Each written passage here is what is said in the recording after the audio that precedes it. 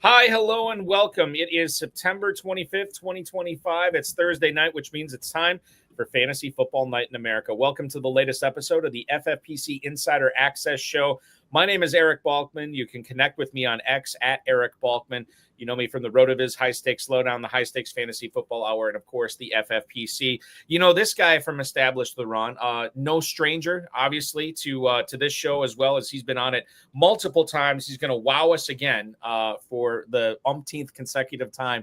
Want to welcome on the man, the myth, the legend, the guy who's in charge of NFL fantasy betting and projections over at Established the Run. He is at Jack Miller02 on X. Jack, welcome back to the show.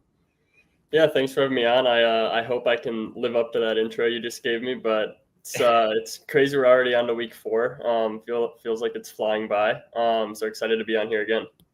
I was listening to you and Adam Levitan and oh God, help me out. Who else was on that show on the latest Established Around podcast? Daigle and Mark Daigle, I think. Yes, yeah. Exactly. Yes, thank you. And you said the same thing about, it's already on to week 4, and it got me thinking. I'm like, God, we spend all off season just pining and waiting, and finally the season's here, and it feels like it just started, and we're already a month in. It's the longest off season in professional sports, which I guess could be a good thing for the NFL, but it's also a bad thing too. And you think about how your takes and how your stances and how your flag plants have gone, over the course of drafting season, and how they can shift. I think the thing that we need to understand here in being fantasy analysts, not that I'm one, I'm just a host. But the thing that we need to understand is we could spend all summer researching and doing all this stuff, but when we get this fresh information, and now 4 weeks of fresh information, Jack, I'm sure you've pivoted and you've moved off of some of your takes in July and August because you have to, because it's a smart thing to do. For sure, yeah. I think we get all this information, or we think we get all this information throughout June, July, August, preseason, training camp, all that, but the cards aren't really on the table until week 1, and that's when we see what coaches and teams actually want to do and how they want to use and deploy their players. Like Travis Hunter is probably the biggest example. I feel like all offseason we heard about how he's going to play 80% of snaps on offense. He's barely going to play defense. And here we are 3 weeks in, and he's playing more defensively than offensively. So I think you don't want to overreact to stuff like that, but I do think that it's important to adjust your priors as you get new information.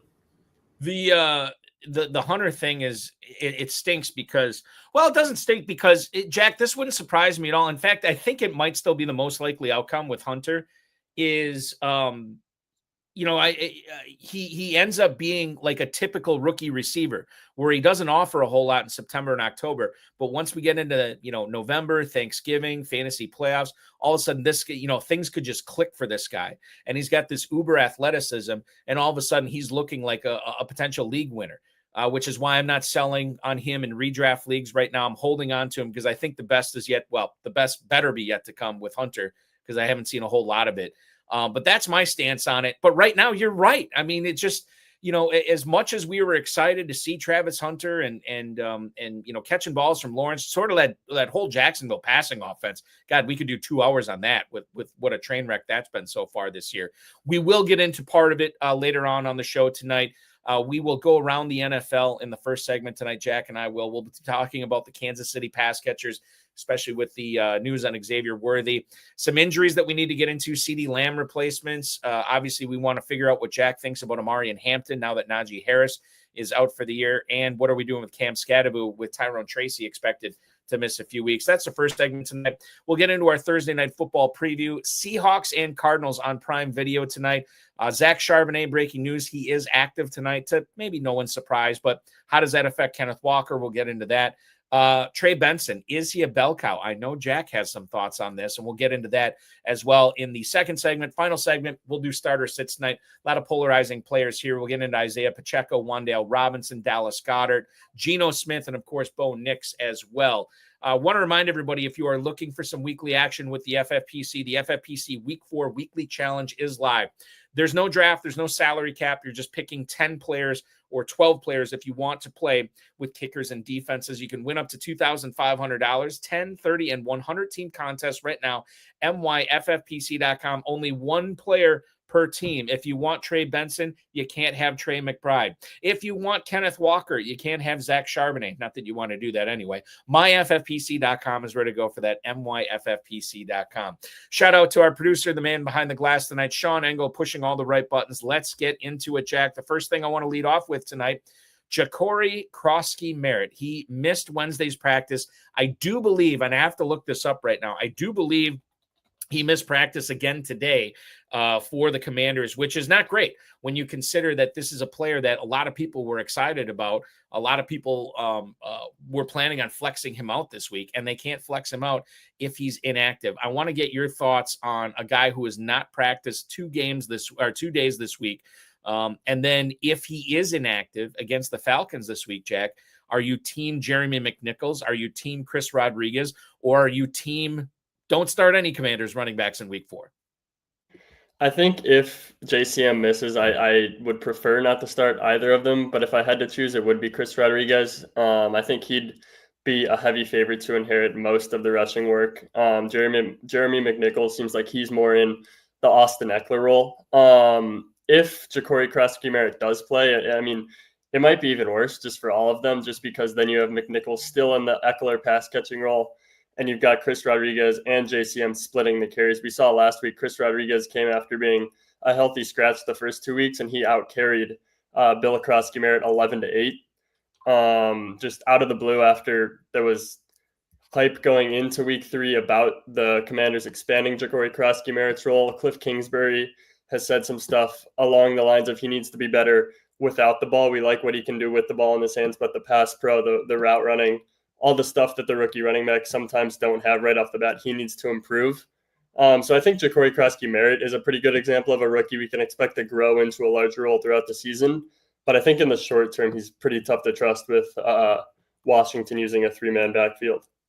Do you think he's the type of player that what I just brought up with Travis Hunter, where the game slows down, stuff clicks for him in the second half of the season, and I know like the other thing too is like Hunter, if he ends up turning it on, he's fighting with guys like De'Ami Brown. He's fighting with guys like, Parker Washington or what have you, a guy that players that do not have his talent level. Croskey-Merritt, I don't know if you could make the same case because he was a 7th round pick with McNichols and Rodriguez.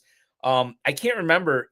It might have been on Establish the Run. It might have been Levitan who actually said this. I could be wrong about if Croskey-Merritt can't fight off these guys by like November, then maybe he's just not very good.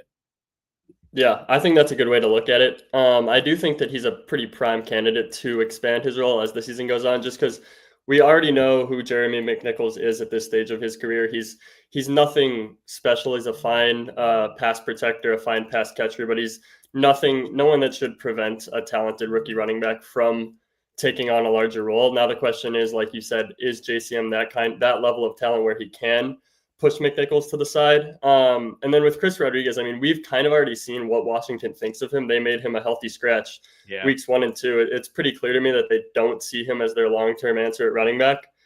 But again, it's kind of just a question of, is Jacory Croskey-Merritt good enough? Can he win the coaches trust fast enough to really push those guys to the side and earn the 3-down RB1 role that I think fantasy managers all want? I want to move on to Isaiah Likely here, a player that many people in the FFPC drafted late and have rostered since then. I think in non-tight end premium leagues, you still might be able to pick this guy up, but maybe not. It's tough to say. He was limited in yesterday's walkthrough practice for the Ravens dealing with the foot injury. Obviously, has still not gotten into a game this season. Limited practice for him prior to the Lions game on Monday Night Football last week, and he's limited on the first injury report of the week here. He is, I don't know, I hesitate to say this on a Thursday afternoon, Thursday evening. He's probably going to play in week 4, but God, I don't know. If he is active, it's going to be interesting for people who have not only Likely, Jack, but Mark Andrews as well, who came back from the dead. In one of my local fantasy football show, he was my bust of the week for week 3, and he has his best, performance since Obama was president, essentially. It was insane what he did on Monday Night Football. And you look at Likely, who's a super talented guy, a player that his own coach said his expectation is for Likely to be an all-pro this season, which is tough to do. Not a Pro Bowler, an all-pro. If you're looking at what to do at tight end with the Ravens come Sunday this week against Kansas City, if Likely is active, would you feel okay about flexing either of these players? Again, in FFPC tight end premium leagues, would you feel okay about flexing either of these players? Or are you really rolling the dice if you want to insert either one of these guys into your starting lineup in week 4? I think it's much more of a dice roll on Likely, who I still like long term. I liked him a lot more last week when it looked like Mark Andrews was kind of dusted. His week 3 performance, I was kind of in a similar boat. I really was not expecting that. I thought maybe it was basically over for Andrews and it was going to be Likely's role whenever he got back. I do think it's really tough to start a guy like Likely in his first game back. He's missed 2 months at this point. I think that's too significant of time for you to immediately thrust him in your starting lineup. Andrews, I expect to be the tight end 1 this week, even if Likely is active, and I do think he'll be active. I kind of thought he'd be active last week, to be honest. But I do think long term, I would prefer the upside of Likely over someone like Andrews. Do you believe? I mean, like, how much did you change your mind about Andrews after what you saw on Monday night? A little, somewhat, not at all. How do you feel about, like, what is your outlook on Mark? You just said, you prefer Likely, obviously, but has your outlook changed on the dustiness of Mark Andrews after Monday Night Football? Honestly, it has. I just didn't think he still had that kind of ceiling left in the chamber at his age. And it is kind of interesting. We saw him start slow last year too, although that was kind of more explainable after he had an offseason car crash. But again, a slow start this season, and then he kind of gets into the groove in week 3. So it did change my opinion just seeing him flash that ceiling that we've seen before from Mark Andrews. We got a little bit of breaking news here regarding a stud wide receiver. I'm going to get to that in a second, but I do want to answer some of these questions here. We'll go on YouTube first. Jacob Ander wants to know, Jack, he's in a 6-point per touchdown passing league, and he's got to decide between Geno Smith or Kyler Murray this week. Obviously, Kyler Murray on Thursday Night Football tonight at home against the Seattle Seahawks. Geno Smith at home against the Chicago Bears. I continue to be underwhelmed by Kyler Murray. I think, and we'll talk about the Seattle defense here coming up, but I think this is a bad matchup for Murray. Whereas I could see a lot of points being scored in that Raiders-Bears game, I think I lean towards Smith here, and maybe it's recency bias that's affecting me, the way that Smith was bombing the ball down the field to Trey Tucker. But I think he can have successful performance against the Bears on Sunday as well. So I lean towards Geno Smith here over Kyler Murray. I think I lean Kyler with the rushing upside, but I'm trying to pull up our projections really quick. We have it very close. We have them 0.2 points apart in our ETR projections.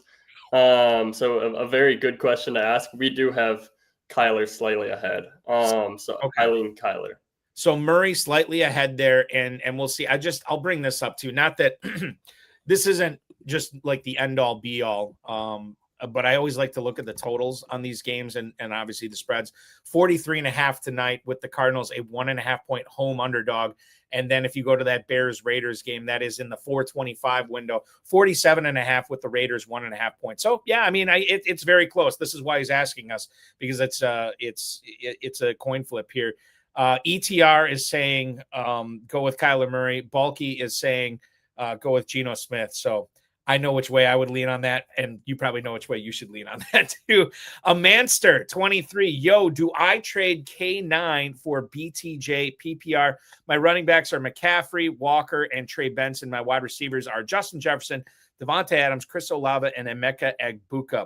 I lean sort of against this. It seems like your wide receivers are pretty deep right now. You got 4 really good ones there. And if you trade Walker, you're adding Brian Thomas into that fray. And then you're down to Christian McCaffrey and Trey Benson. I don't know if I want to roll that way. I think you have good balance right now. So I would keep Walker, McCaffrey, and Benson. Keep Jefferson, Adams, Olave, and Egbuka at receiver. While I do think Thomas is a strong buy low right now, Jack, I think for this situation, I would be against this trade. Yeah, I prefer Brian Thomas in a vacuum, but I do think with this team, It depends a little bit on how many receivers you can start. If you can start 4, if this is one of the like FFPC 2 flex where you can start 4 receivers, I kind of still lean Brian Thomas Jr. to be honest. But I think with this specific team, it is pretty close because you do have that wide receiver depth as you mentioned, and you'd be pretty. It depends on also who your current RB4 is. If you don't have a viable current RB4 who would become your third running back without Walker, then that makes it kind of a tougher proposition. 2 flex, 2 wide receiver format there for a Manster 23. So thank you for that. Hopefully we helped you out. We'll go on X right now. Kyle Burr, Romeo Doubs, or Evan Engram at the flex. Evan Engram did indeed return to practice this week, which is a good thing, as Martha Stewart would say. But I don't know if he's going to have many good things this week in fantasy. I know it's a really good matchup with the Bengals, but you're looking at the second straight week of no Jayden Reed against one of the worst passing defenses in the NFL. Even in tight end premium, I don't know if I could pull the trigger on Engram over Doubs. If it's non-tight end premium, Jack, Doubs is an easy call for me here over Evan Engram.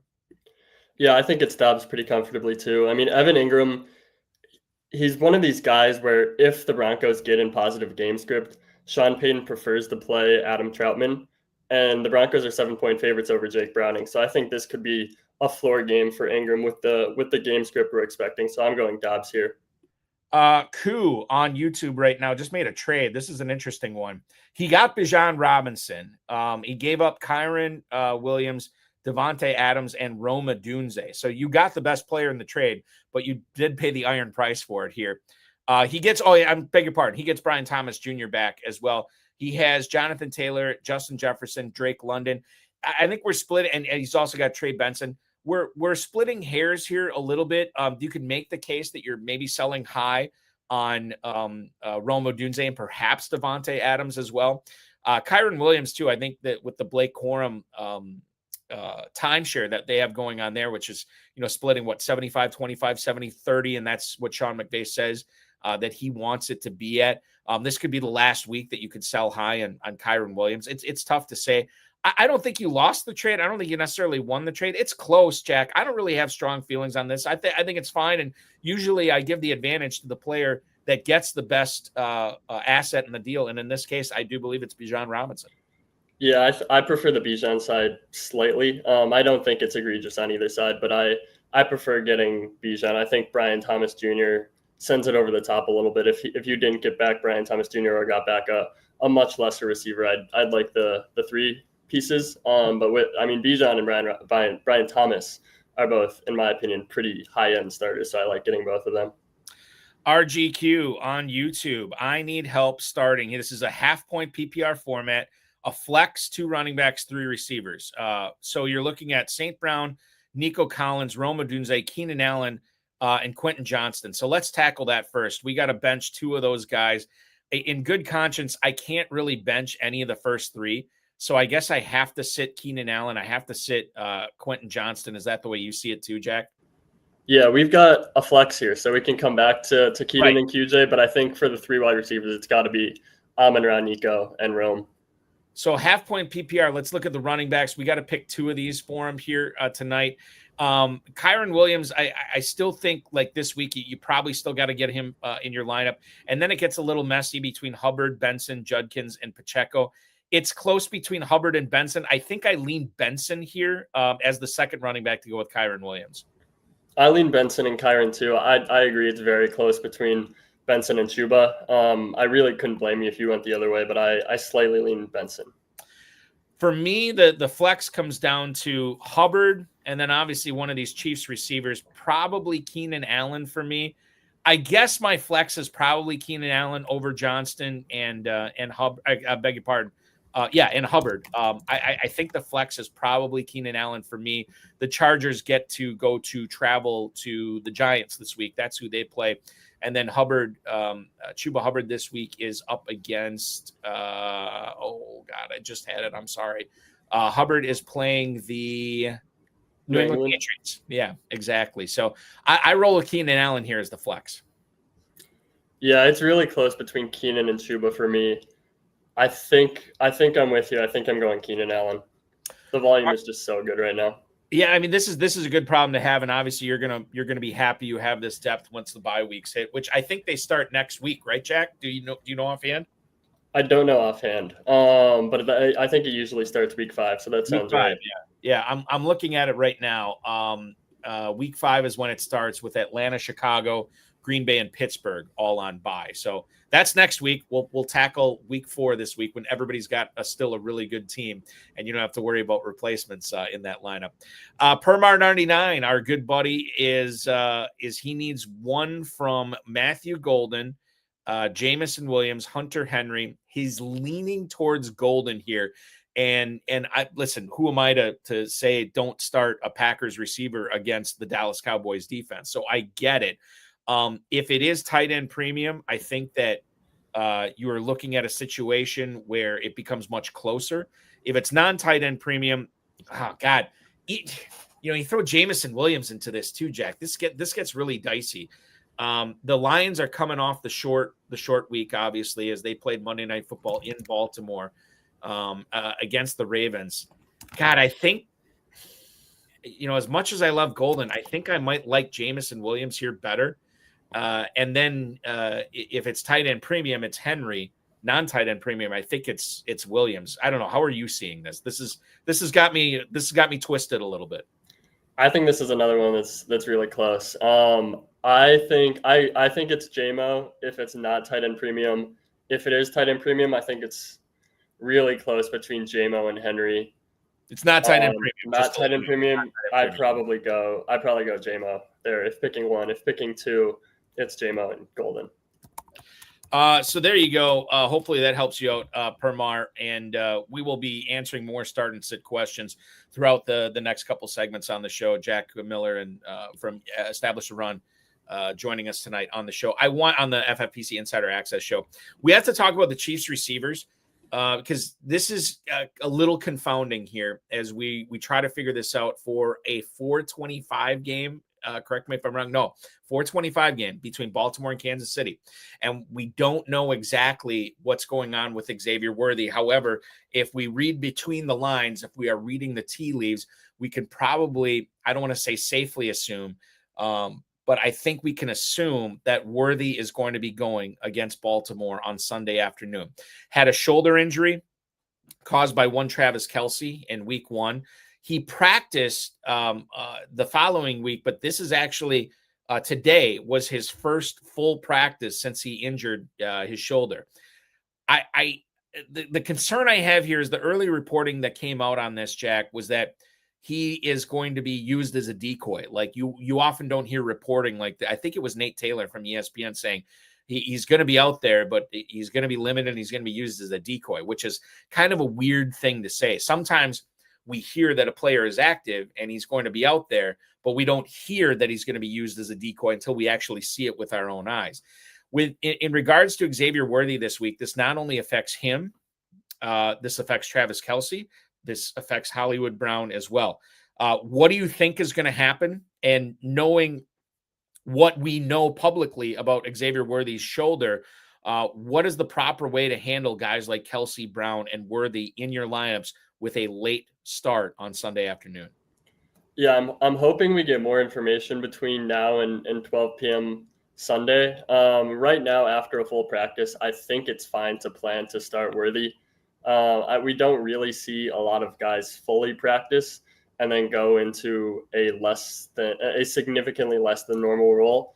And given that Worthy seemed to have some chance of playing last week, I'd guess the extra week.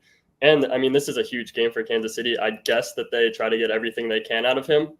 I mean, Kelce's been really disappointing from basically every perspective you want to look at. His target share is down, even though he has less competition than he had last year.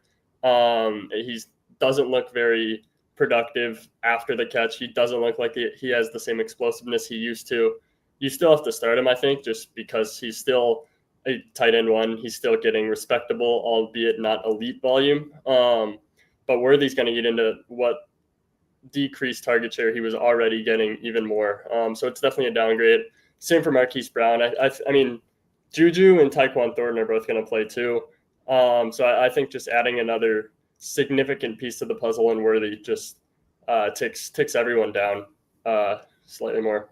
We talk about the bad part about it, not knowing what to do with Worthy, Brown, Kelsey. You bring up the Thornton aspect as well.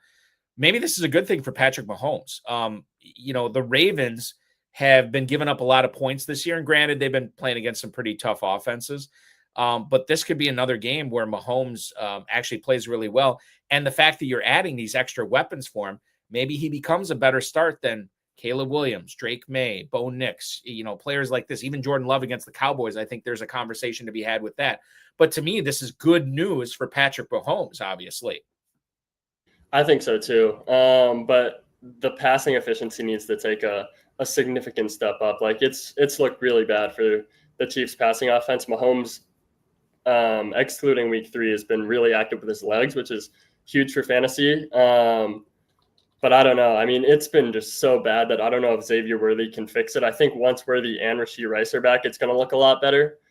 But I'm still a little skeptical of Mahomes for week 4 because we kind of saw what it looked like last year in the regular season with Worthy, and it wasn't the Mahomes we're used to seeing by any means. I just, Mahomes just turned 30, I think, before last week. And he's got a lot of good football left in him. And I just feel like we're still witnessing like the end of this first phase of his career, the weapons that he's going to be using. I just feel if Kansas City gets back to the Super Bowl again, it's going to be with, obviously Worthy is going to be one of them, but they need a running back. They need a real running back there. They need a real threat at tight end, which they don't have right now with Kelsey. And I think it's going to happen. I think this year it's going to be a struggle bus for Kansas City week in and week out. It's just going to be one of those things you can just never really count on based on the level of talent, the age of the talent that they have on the squad right now, and where these guys are at in their careers. David Njoku, I have not seen what happened in practice today for the Browns, but he was limited yesterday. He normally is on the injury report for Cleveland. This is not just 2025. It happened in 2024, 2023, going back. And he gets the Lions this week, which granted their defense, I picked up in a lot of leagues last night, Jack. I think they're a solid streamer, obviously, against Cleveland. But I do think Njoku could do some damage. He had 5 catches last week. It's the most he's had all season, and 40 yards, which was also the most he's had all season. Obviously, Harold Fannin is gumming up the works here a little bit. But if you look at Njoku in tight end premium leagues, I think he's a slam dunk start, whether you're looking at flex or your tight end. Non-tight end premium leagues, I think it gets a little bit dicey. I don't know if we're seeing a changing of the guard in Cleveland right now, but certainly for fantasy, when I thought about Fannin and Njoku and where they would be at in regards to production at this point in the season, I did not view them as this close together. They're almost coin flips on a week-to-week basis of who's going to do better. And I don't really have a good way of predicting it between Njoku and Fannin. How do you view this situation? Yeah, the snaps and routes are still good for Njoku. He's still running a lot of routes. The targets are down. I think last year he was around a 20% target share. This year, through 3 games, he's at 14%. Fannin is also at 14%, even though he's playing a little less. It really seems like the Browns are making a concerted effort to get him the ball when he is on the field, and that's pretty bad news for Njoku. It's also bad news for Jerry Jeudy and Cedric Tillman and really all of the Browns pass catchers that have such a significant threat added to the mix.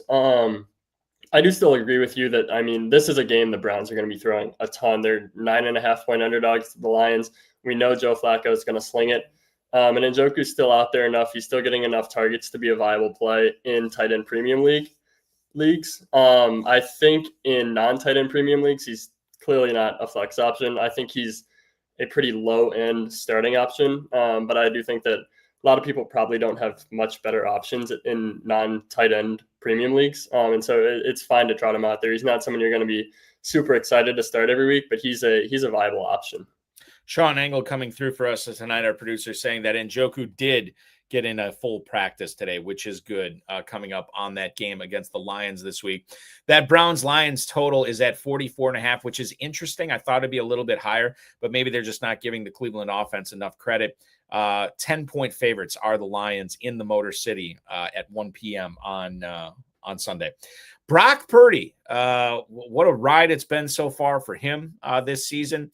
David Lombardi reporting that John Lynch saying he looked really good in practice yesterday. And it certainly seems, Jack, that we are going to see Brock Purdy back on the gridiron this week. Mac Jones re-aggravated a knee injury that he suffered in preseason. So now all of a sudden Purdy is the more healthy quarterback between the two. This is the Jacksonville Jaguars that he is going to be throwing against this week. I would imagine that you want to keep Purdy upright as much as possible. Probably no Bosa for the 49ers. So maybe this makes it, I don't want to say a shootout because I think both teams are going to be running the football a lot. Obviously, the Niners know where their bread is buttered with Christian McCaffrey, and the Jaguars' ground game has been much more successful in moving the football downfield rather than the passing game so far this season. But Brock Purdy, certainly a decent matchup for him, even missing the time. Does he slate in as a starter for you right away? Do you have any qualms about it? I'd be a little cautious with what the rushing workload is going to look like with the toe injury. I've just read enough online about this kind of toe injury where it seems like it could impact him from a rushing standpoint. He quietly was scrambling a ton last year, and so that was a pretty big part of his game. So it would be unfortunate for fantasy purposes if that is dialed back a little bit. I've also seen a lot of stuff about the Jaguars defense being a potentially bad matchup. I'm a little less worried about that just because I want to see the Jaguars do it against someone that's not the Panthers, Jake Browning, or this Texans offense that hasn't really moved the ball against anyone. So I'm not super worried about the matchup. I would be a little bit worried about the toe injury limiting his rushing. But I do think he's still, this is a Kyle Shanahan offense. They're going to be super efficient. We'll see if Juwan Jennings plays. I don't think we know on that yet. But regardless, I think Purdy should still be his usual efficient self. It's just maybe the rushing isn't quite at the standard we're used to. Would you play Kyler Murray over Brock Purdy then tonight? I would. Yeah. Jared Goff over Brock Purdy? I think so. But that one's, I think so. Okay. And then the last one here. Well, no, that's a dumb one because if Jayden Daniels is active, you're going to play him. What about Matthew Stafford against the Colts versus Brock Purdy? I think I'd probably lean Purdy there. Okay. All right. I want to go back to Twitch here. Chance F, 20,000. I think it's 20,000 if I'm reading that correctly. He wants to know, should he start, and I would say he, could be she as well, DeAndre Swift at Las Vegas or his other option, or her other option, Chase Brown at Denver. And this was not even a question a month ago, but now given the quarterback situation in Cincinnati and given DeAndre Swift seemingly fending off Roschon Johnson, seemingly fending off Kyle Monangai, this is a situation that we have to weigh in on here. I still lean Brown. I'm not there yet. I know there's a lot of people down on Brown after the Burrow injury and after what we saw against Minnesota last week. But I'm still trotting him out there, even in Denver against a pretty tough defense over DeAndre Swift, who's at Las Vegas, Jack. Yeah, I'm still Team Brown too. Especially, Samaje Perine is banged up. I haven't seen anything yet on whether he's going to play. I think he's expected to play. But if Perine doesn't play, that would mean Chase Brown also gets the third down snaps. But even if Perine's in, I think you still go Chase Brown. The volume is just so good. I know he's been absolutely horrific from an efficiency standpoint, and we really can't expect that to get a whole lot better with Jake Browning at quarterback against this Broncos defense. But volume is still king in fantasy football, and so I'm going Chase Brown. Yeah, and I look at. Do you have any metrics? Did you look this up? I don't have anything. What did Jake Browning do back in 2023 in regards to throwing to running backs? Do you recall offhand? I know when Chase was healthy, he was pumping the ball to Chase. I know when Chase wasn't healthy, he was pumping the ball to Higgins. I really don't remember what he was doing with running backs, if he was checking down to them at all, because that's something that, even though Joe Burrow is awesome, all-world quarterback, he still got Chase Brown involved in the passing game. And I wonder if that's going to be the case for Brown with Browning going forward here. Part of the reason we like Brown so much is the pass catching. And if he's not getting that with Browning, then we have to reevaluate. I don't want to be quoted on this because I could be wrong. I think Browning threw to running backs a pretty good amount. I know he threw to tight ends a ton when he started in 2023. Running backs, I think he threw slightly more than the Bengals were without Jake Browning, but I could be wrong on that. That I was just curious offhand, and that's something that we could check out later on. But I do think that's worth revisiting here. Okay, let's go with Joshua Mogard on YouTube right now. He's got to flex out one of these players: Lad McConkey, Chris Olave, Trey Benson. Olave been very involved in the passing game with New Orleans, and he's going to have to be again this week because I think there's going to be a lot of throwing for Spencer Rattler. Bills are like 16, 17-point favorites in that game at Orchard Park. You have Trey Benson, obviously, tonight, who may or may not be the bell cow. Certainly, he's going to get a lot more work in week 4 than what he did in week 3 against Seattle. And then Lad McConkey, who's been the victim of being on a really good passing team. Herbert and the Chargers probably airing it out more than I expected so far this season, Jack. I also didn't expect Keenan Allen to be this heavily involved, and Quentin Johnston to be, have this magnet to the end zone. He's been very, very good so far this year. So this is a tough call. If you can only play one of these, for me, I guess I'd probably eliminate Olave, and this comes down to McConkey and Benson. Is the volume for Benson enough to for you to say that you're going to give him the nod over McConkey? What would you tell Joshua Mogard here? Yeah, my gut take was Lad, and then I looked at our projections, and we actually have him last of the 3, which surprised me a little bit. We have Trey Benson first, so he would have been second for me, just on gut take, and I think I'll lean into the numbers here and go with Trey Benson. Is there something to be said for, as Permar brings this up here, when you consider the upside of Jaxson Dart, who was named the starter this week for New York, getting to throw to Theo Johnson, Malik Neighbors, Darius Slayton, getting Cam Scatterbo out of the backfield as well. Is there something to be said for starting Dart in that game against the Chargers over Jayden Daniels, who's hobbled and who may be in a lower scoring game there? If Daniels is active, is he a slam dunk play over Dart, or is there a nuanced decision in this that maybe Dart would be the better play over Daniels, who's still dealing with a knee injury? If Jayden Daniels is active, I'm definitely starting him over Dart. Dart definitely has a lot of upside, but I think this is just a tough spot for him going against a really good defense, a Jesse Minter coach defense in his first career start. I like the upside, but I mean, we're talking about a guy who admittedly is not healthy, but when he's healthy, he's a top 5 fantasy quarterback. I think it's too aggressive to throw Jaxson Dart in the same conversation that quickly. Incognito TK on YouTube. This is an interesting one. He has the opportunity to part with Lamar Jackson and Zay Flowers in exchange for Kyler Murray, Marvin Harrison Jr., and Saquon Barkley. So you're trading this Baltimore hookup stack in exchange for an Arizona one, and you're also getting Barkley with that as well. I feel like you are buying low on Murray, Harrison, and Barkley right now. You may or may not be trading high on Jackson. I don't know. I feel like you're probably just getting normal value for Zay Jones. Where would you stand in on this deal? It's very tempting when you throw Barkley in there, Jack. Yeah, it's Saquon for me. I definitely like the Saquon side. I think if you have an opportunity to get Saquon and 2 very viable starters in addition in exchange for Lamar and Zay, I think it's a pretty clear take for me. We'll get into Marvin Harrison in about 15, 20 minutes or so, because I want to pick your brain on that. Let's go with Gravity on Twitch. Picking 2 out of the 4 here: Metcalf, Harrison, Golden, Coleman. He's leaning Golden and Coleman right now.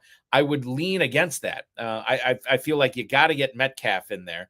And quite frankly, I think I take Harrison here. I think I go Metcalf Harrison over Golden and Coleman. It's weird, Jack. I feel like I've spent all week talking up Matthew Golden and how he's going to destroy the Cowboys, and yet every question I get, I'm saying, bench Golden. I like the other options better. It's weird, but I think it's Metcalf and Harrison here for me. Yeah, I mean, if there's ever a breakout spot for Matthew Golden, this is it against this defense that's just gotten torn up 2 weeks in a row. With that being said, I'm with you. I'd like to see it before I starting Golden over guys like Metcalf and Harrison Jr. As rough as it has been for both of those guys. I'm still clinging to the prize a little bit and going with Metcalf and Marvin Harrison. Gravity, it's chimed in too. Like you talk about Metcalf, he started off the season with a 7-target game. That's been his most. Then he followed up with 4 targets. He gets the Vikings on Sunday. He has had to rely on touchdowns to be fantasy relevant from a weekly, week by week basis. But I would counter that saying that Keon Coleman's best game was week 1. And I don't know if he's been getting targets. Matthew Golden, I can guarantee you, has not been getting targets. Like maybe a few more in week 3 with no Jayden Reed. But I do think the argument that you're making with Metcalf, you can make the same argument about Coleman. You can make the same argument about Golden as well, and maybe even Harrison to a certain extent too. But I think the upside plays, even though Golden's one of them, I think that Metcalf and Harrison is where I would roll on this. Okay, let's move back to what did I want to talk about? This is great. Let's talk about Jauan Jennings right after we talk about Brock Purdy, and then we got a bunch of questions. It is what it is. We'll go back to San Francisco here in regards to Jauan Jennings, who was inactive last week, Jack. A guy that was very polarizing in drafting season. A guy that we didn't know if it was a calf injury. We didn't know if it was a contract. We didn't know if it was a combination of the two. Mm-hmm. And then he sits out last week, and Ricky Pearsall has a pretty big week, and Mac Jones was looking to him early and often. This just coming 6 minutes ago from Demetrius Harvey, Jauan Jennings did not practice today for the 49ers. The reports we got yesterday, it seemed like, veteran rest, just give him an extra day. And now it doesn't seem like that's the case at all. He is on the injury report officially for the 49ers today with ankle and shoulder injuries right now.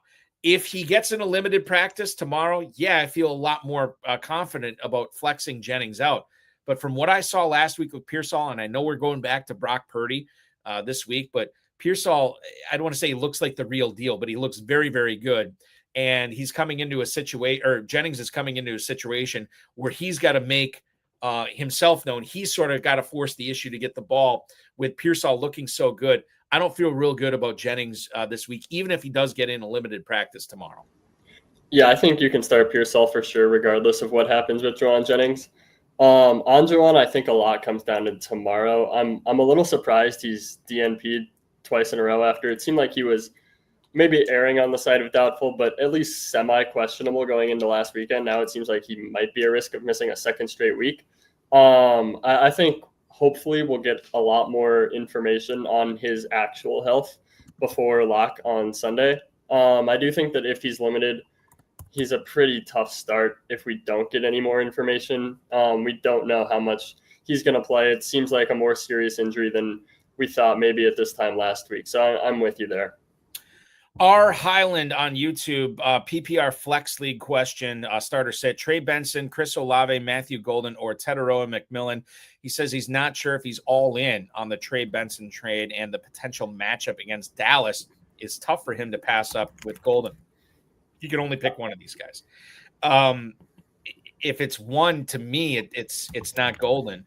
It comes down to me between McMillan and Benson. And I think, again, this is full PPR. I think I lean towards McMillan. He practiced yesterday. Did he practice today? I think he practiced today. He did not practice yesterday with the calf issue, which I know is always, a difficult thing to try to assess when you're looking into, how successful a player is going to be that week. But I think I would rank a McMillan, Benson, Golden, Olave here. It's close between Golden and Olave as well. This is a good problem to have. Yeah, I think if picking one, it's clearly McMillan or Benson. This is another one where my first instinct was pretty clearly McMillan, but we do have Benson higher once again. So I guess maybe you have to go Trey Benson, although honestly, with how good McMillan's looked, I know the passing offense as a whole has looked a little bit rough at times, but I'd have a really tough time benching Teteroa McMillan. War Eagle 2178. Should I trade Nico Collins for Saquon Barkley? This is one of those classic questions, Jack. It depends what your running back and receiver, situation looks like, right? In a vacuum, I think I'd rather have Collins over Barkley. Your thoughts? It definitely comes down to what you need more. I think I lean Barkley over Nico with how poor the Texans offense has looked. I know that the Eagles offense for the most part has not looked super inspiring either, but we're still talking about a guy who just coming off a historic season. So I'm not moving off Saquon Barkley that quickly. The Cowboys are not only going to be having their hands full with the Green Bay offense on Sunday Night Football, Jack, they're going to have their hands full with the Green Bay defense without, at least we believe, without CeeDee Lamb, who did not practice yesterday. I assume he did not practice today. It's wild because, he's been diagnosed and reported as a high ankle sprain, and yet he has not been ruled out. These high ankle sprains, we normally think it's like a month and a half. And yet we're hanging on pins and needles whether Jerry Jones is going to let us know if Lamb practice. Like, he's not going to play Sunday night. In the case that he does not practice or does not play on Sunday night, is there another guy besides Pickens, besides Ferguson, that you can look at flexing? Kevontae Turpin, Jalen Tolbert, probably the most likely candidates.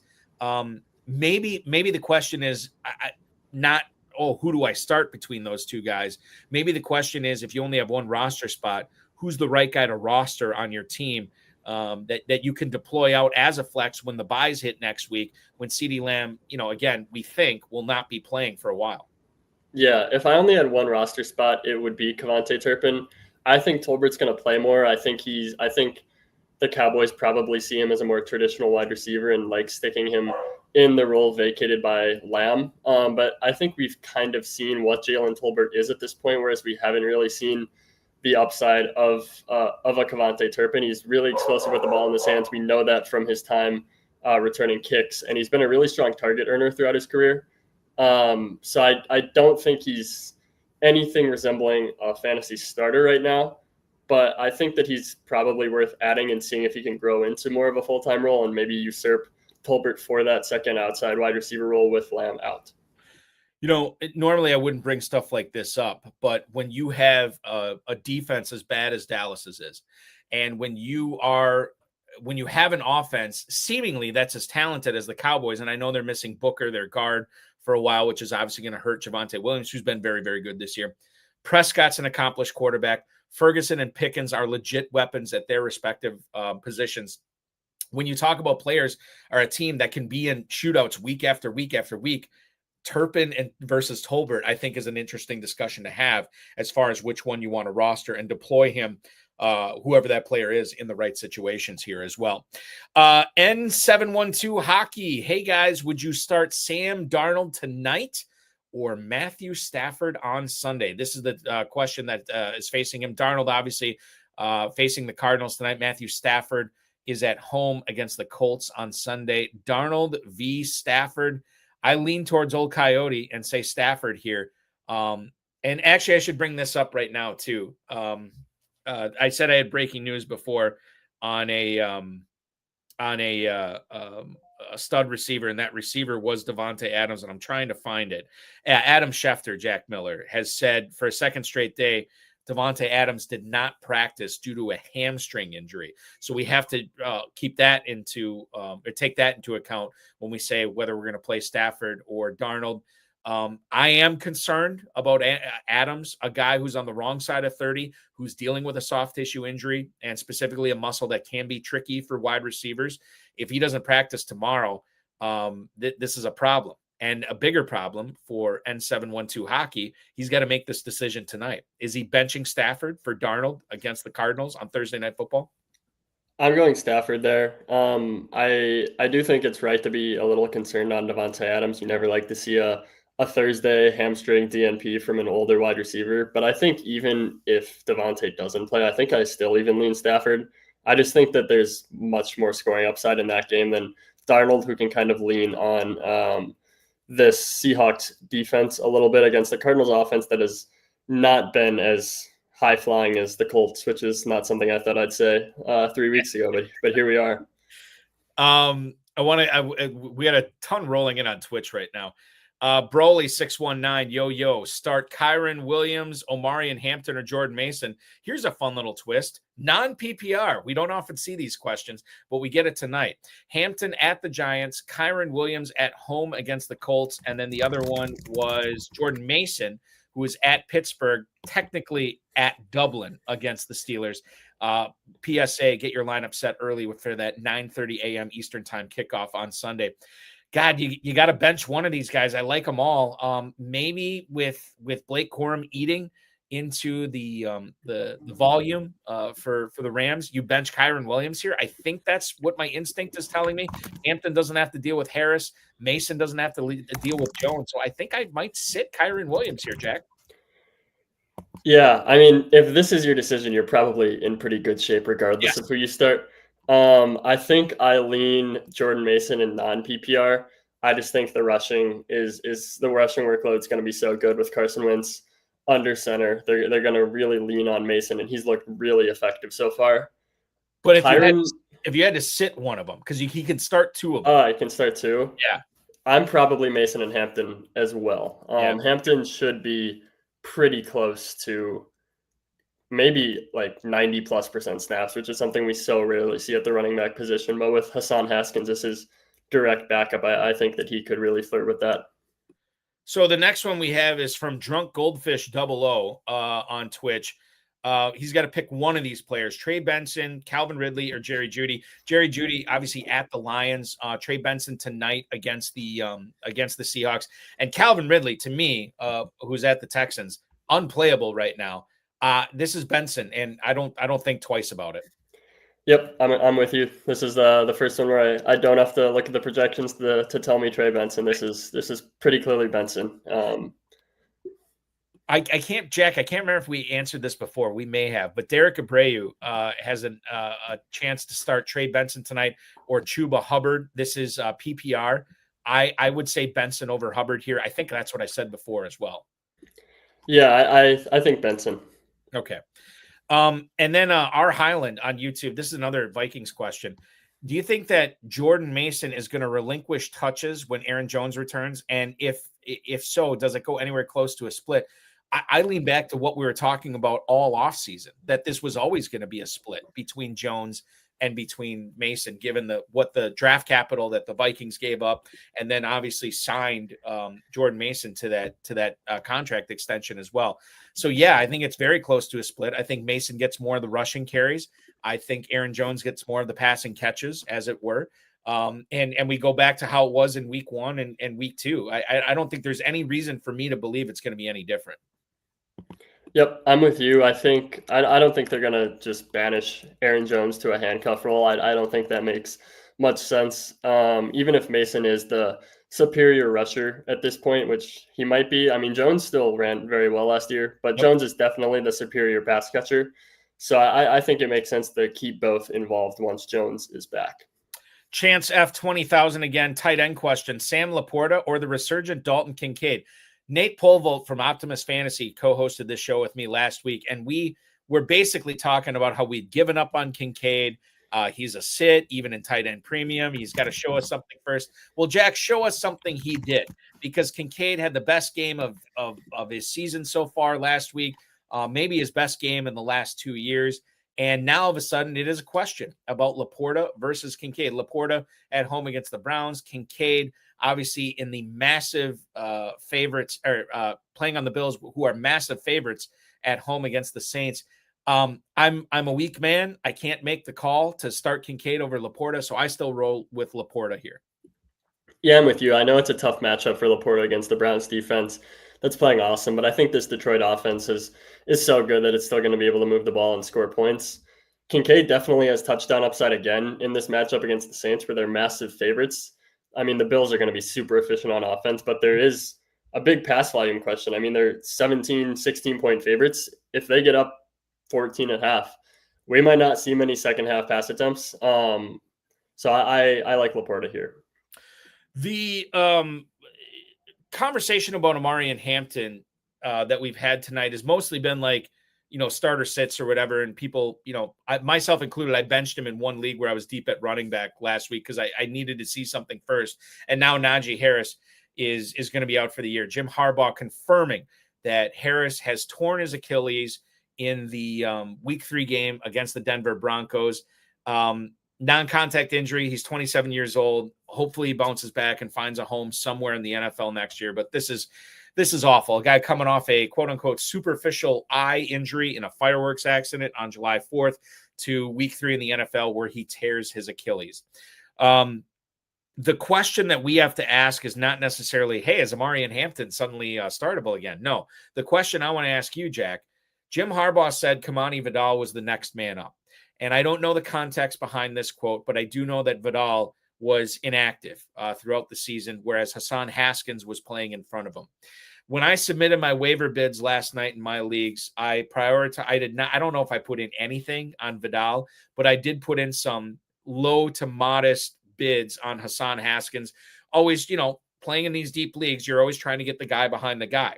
And Haskins, I believe, is the guy behind Hampton. So if anything happens to Hampton, Haskins is going to have maybe not a bell cow role, but definitely a significant role, a flexible role in this Chargers team. That's 3-0 right now and looking very good.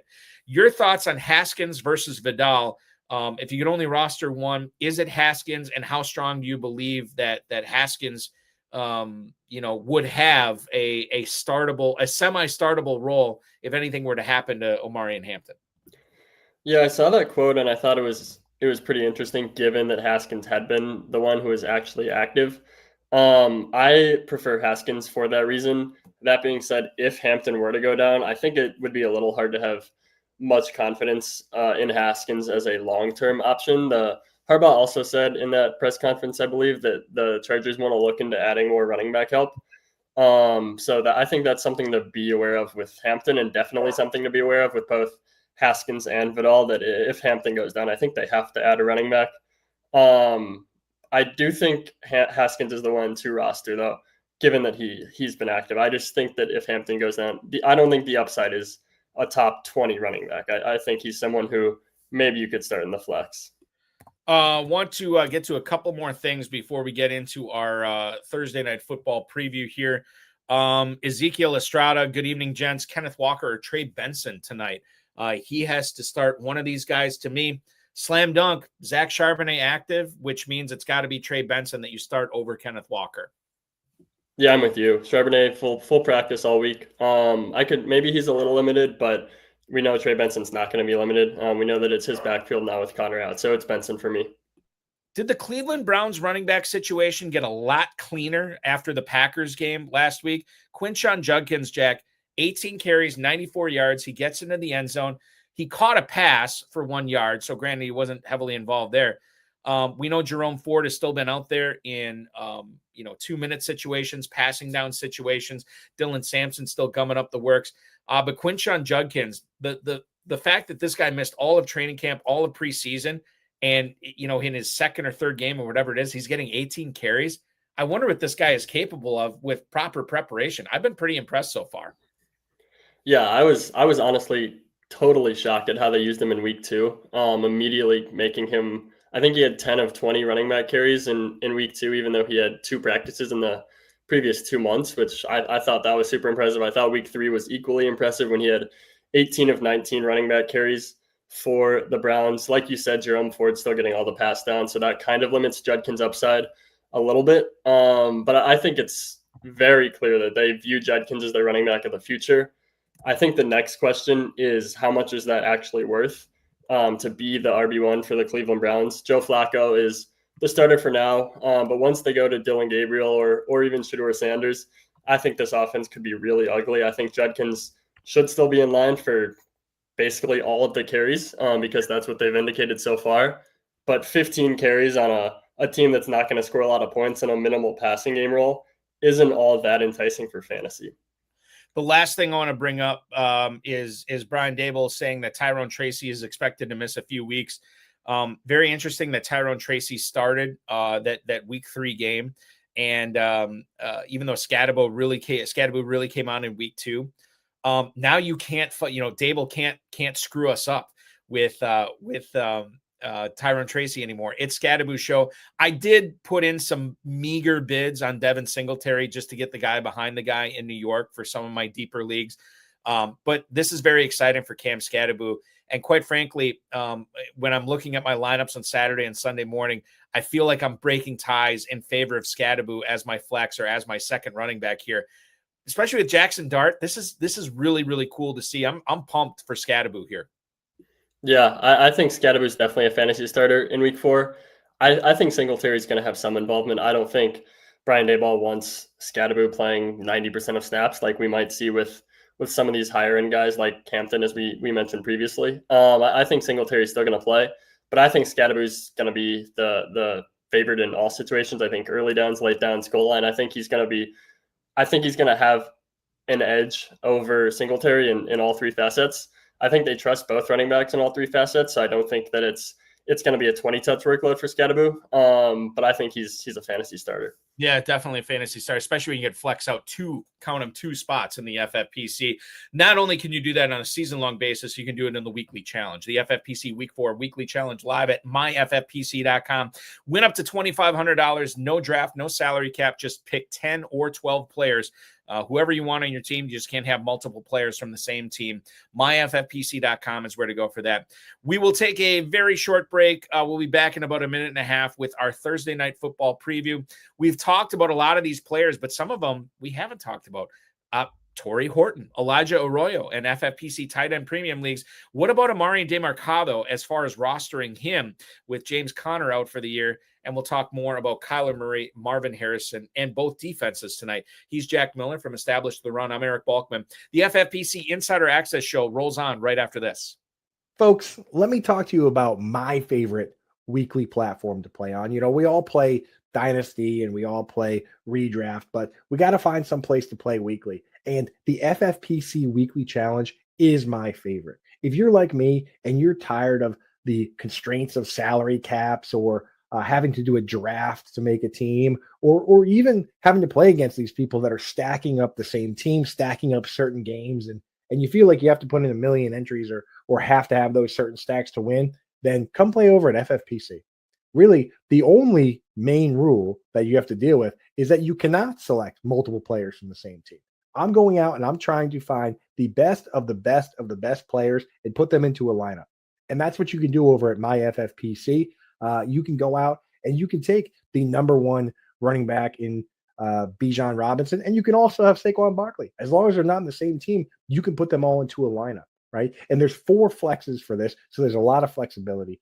There's 2 different contests, one that has kickers and defenses, one that's just position players. Then you also have a bunch of different price points you can play at: $35, $100, or $200 buy-in. And you're going out and you're just picking the absolute chalk plays, maybe sneaking in a little bit of a sleeper there, somebody that you think can really blow up that week. And that's how it works. It's one of the best contests out there for the sharpest gamers. And when you win on the FFPC, people take notice. That is where the best high-stakes games are. That's where the best experts play. And that's where I play, because I want to be an FFPC champion and put that title on me, put the money in my pocket, and put that in my bio. FFPC champion. And the FFPC weekly contest is the best place to play during the season.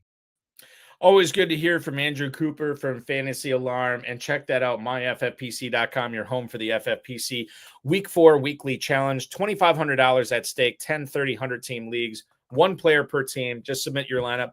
Easy to do, very simple to do, and you can check that out right now at myffpc.com. Getting into our Thursday night football preview here tonight with the Seahawks and Cardinals, as I'm trying to bring up my Prime Video right now, talking with Jack Miller at JackMiller02. On the X, of course, Established the Run's own. Jack, this is a silly thing for me to bring up. I always ask about Twitter handles. You're the second Jack Miller, Jack Miller 02. Was Jack Miller 00 taken? 01 taken? What's the 02 mean at the end? Yeah, so as you can imagine, there's a lot of Jack Millers out there. It's not the most unique name. And so I tried to go Jack Miller 01 because I was born in 2001. Got it. But that was taken, and so I kind of just went up 1. 02. Sometimes it's that easy, and it's that simple to understand here. Let's get into our Thursday night football preview here. Mr. Bakes-A-Lot is going to lead us off with a starter sit question here. He's got a choice between Trevion Henderson and Zach Charbonnet tonight. I don't like either one of these guys tonight at all, quite frankly, Jack. But I understand, the situation that he might be in with the fumbles to Stevenson and Gibson last week. I think the choice should be Henderson here for both New England and for Mr. Bakes-A-Lot. But with Vrabel and McDaniel not liking to play rookies, I don't know, man. I really don't know what to expect from Henderson now. I know after the fumble by Gibson, he was getting a ton of snaps late. So maybe it's Henderson over Charbonnet tonight. But I apologize, Mr. Bakes a lot. I don't have a really good answer for you here. Yeah, I think it's Henderson. I also think the floor on both of these guys is really low. We've seen before the Ramondre and Antonio Gibson fumbles that the Patriots were basically treating Henderson like their RB3 last week. So the floor is low if they just go back into that rotation. And then for Charbonnet, obviously he missed last week. I don't think he's going to be super limited since he fully practiced the entire week, but there's always some risk with guys coming back from injury that they get eased in a little bit. So I think the floor is really low. I think Henderson has probably a higher ceiling if they do decide to give him this backfield in a perfect matchup against this Carolina defense. The Seattle offense is what I want to talk about here first. Darnold has really started to come alive the last week or two. He's gotten progressively better. I think he's rosterable. I'm actually starting him in a league over Jake Browning, where my only quarterback prior to week 3 was Joe Burrow, which I screwed that up there. So I picked up Darnold this week. I'm playing him over Browning, but I think he's more of a super flex play. My concern with Darnold this year coming in was was this guy just a Kevin O'Connell product? Was he a product of Justin Jefferson, Jordan Addison, TJ Hawkinson, all the Aaron Jones and all these guys? And the fact that he gets Jaxson Smith-Njigba to lean on, I think has been really, really good for him. Your long-term outlook on Darnold, is this a guy that could threaten being a top 15 quarterback this year, or is he buried into top 25? I wouldn't go as far as top 25. I don't think he's quite top 15. I know he had a really good last week. That was also against the Saints. And I think that in an ideal world, this offense still wants to lean on the run. So I think Darnold is like a serviceable QB2. But I don't think he's a guy I'd feel awesome trotting out in one quarterback leagues. Yeah, no, trust me, I feel really crappy about it. I don't like starting Darnold tonight at all. This is my whole thing. I hate quarterbacks in single quarterback leagues unless I'm getting a really elite guy, and then I feel like I don't need a backup. And clearly, when you have Joe Burrow, you need a backup, and I didn't do that. So now it's going to be on the arm of Sam Darnold to try to carry me to victory in week 4. The backfield that will be behind him, Kenneth Walker and Zach Charbonnet. We talked a lot about these guys tonight. Kenneth Walker had the backfield to himself last week, and obviously the 2 touchdowns helped, but he was very inefficient with his touches. Charbonnet comes back tonight. He's active. I would imagine that he has a significant role. Can you make the case in the right situation? Not necessarily that you'd have both these guys on the same team, Jack, but if you had them on separate teams, are they both flexible tonight? I think Walker is a lot more flexible than Charbonnet. Just with Charbonnet coming off the injury, I think the floor is pretty low. I wouldn't feel awesome about either of them because with Walker, you do still have the fact that Charbonnet was ahead in pretty much every usage metric during the first 2 games. I know Walker was more effective during those 2 games, but I mean, I think it's going to be close to a 50-50 split again. Probably Walker slightly ahead with Charbonnet coming back from an injury. But the Seahawks also just have not thrown the ball to running backs like we're used to seeing last year. I don't have their exact running back target share offhand, but it was above league average. This year, Zach Charbonnet doesn't have a target yet, even though he's played quite a bit. Kenneth Walker. That's mind-boggling, by the way. Right? Yeah, it's crazy. And Kenneth Walker had 0 targets last week. George Halani, I think, had a couple targets, but they came from Drew Lock. So, I mean, so far when Sam Darnold has been the quarterback, this offense just has not thrown to running backs very much. And that's obviously pretty bad news for both of them. Starter sit question here from Mr. Bakes a lot. This is full PPR. He's got to sit one of these guys, Zach Charbonnet, Braylon Allen, or Tyler Algier. You have to sit one of these guys. For me, I think it's Braylon Allen, Jack. I think it is too. Obviously, you know this, but the floor is really low for all of these guys. I think Charbonnet is the most game script proof. Braylon Allen and Algier, we've seen really have their snaps cut down in negative game script. I think that's more of an issue with the Jets. So it's Charbonnet and Braylon Allen for me. Has the dustiness or perhaps the non-usage from Alvin Kamara that you've seen so far, Is that enough for you to say Trey Benson over Kamara tonight? Because that's what J.J. Keats is facing right now. Got to figure out whether Trey Benson or Alvin Kamara is the smartest start in week 4. I think it's Benson. Kamara just uncharacteristically has not gotten targets so far. Game script should keep the Saints from getting too many like team running back carries, and game script could also get Kamara out of the game early. There's just some risk of a quick hook if things really go south for the Saints, which with a 16.5 point spread, it very easily could. Benson seems more insured in his role. He's going to get carries. He's going to get targets, even if DeMarcado plays a little bit of the passing downs. I like Benson here. Dare I say, is Alvin Kamara finally losing a step? Could be Permar99 saying Kamara has lost juice out of his breaks. That could be a possibility. The other one that I want to get to here, Fly Nelly Fly on Twitch, DJ Moore or Trey Benson. Moore is at the Las Vegas Raiders here. A lot of Benson questions tonight, but I'm still rolling with Benson here over DJ Moore, Jack.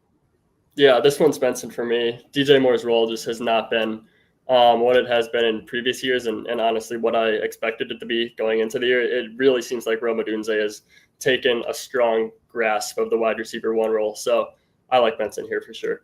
Maybe I'm reaching on this next one, but Torrey Horton has actually shown out here both on special teams and on offense the last couple of weeks. He had no targets against the Niners in week 1, 2 for 32 and a touchdown in week 2, 3 for 32 and a touchdown in week 3. Am I stretching to say he might be a flex tonight against Arizona? I think it's a little early for Horton. I do like him long-term. We've seen Cooper Kupp fade over the second half of seasons before. He also has an injury history, so there's definitely a world in which Horton ends up as the wide receiver 2 for the Seahawks over the second half of the year. But right now, Kupp is still pretty locked into that second wide receiver role, I think. And so I think Horton is a good hold, but probably not yet a good start. Permar99, Torrey is a god, matter of time. Boy, Permar, I hope you're right for my dynasty team's sake, because I got a lot of Torrey Horton in the 4th round of rookie drafts this year. We'll see what happens there. We'll see what happens at tight end. Who would you rather roster the rest of the season? Is it simply the upside play with Elijah Arroyo, or would you rather take the veteran in A.J. Barner, who's been getting out there? I guess Arroyo has been making some waves a little bit the last week or two, but what would you think here, Jack? Are you just simply going with the upside with Arroyo? Yeah, it's the upside for me. I know Barner is the better role right now, but I don't think either of these roles are particularly enticing, and this is kind of A.J. Barner's role while Arroyo is still getting his feet wet in the NFL. So I definitely prefer the upside, which, I mean, it might not materialize. He's not as good of a blocker as Barner, and I think the Seahawks offense really values that. So I don't know about the probability of Arroyo actually hitting, but if I had to pick one, it's definitely Arroyo just as an upside shot. Yeah, for the guys on the end of your bench, you always want the upside there. So for me, it's totally Arroyo. This is an interesting one from Fly Nelly Fly. Torrey Horton or Sterling Shepard this week. I don't, obviously, as you'll point out shortly, both low floors here, but we don't know what's going on with Tampa. Evans not expected to play. We know Ibuka's dinged up. And what's going on with Chris Godwin? Because if he doesn't play, all of a sudden Shepard looks a lot better. He's got to make the decision in the next couple of minutes. Horton or Shepard, Jack? Yeah, I think I go Shepard. I don't feel awesome recommending Sterling Shepard in the year 2025, right. But Evans is obviously out. Godwin didn't practice today. The Bucs are saying it's precautionary, so I'm not going to read too much into that until I see his practice status for tomorrow. I think he's going to play, but it was such a serious injury. He's missed so much time. I can't imagine he's anything close to a full role, and he's probably not like his usual self from an efficiency standpoint either. So I think Shepard is probably the wide receiver 2 for this Tampa offense in week 4, and so I go Shepard.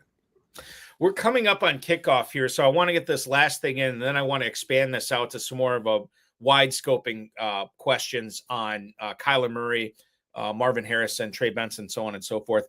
The defenses tonight, for those who are looking at streaming, like me, when it comes to Seattle and Arizona, I actually have both of these teams going, both of these defenses going in a few different leagues tonight.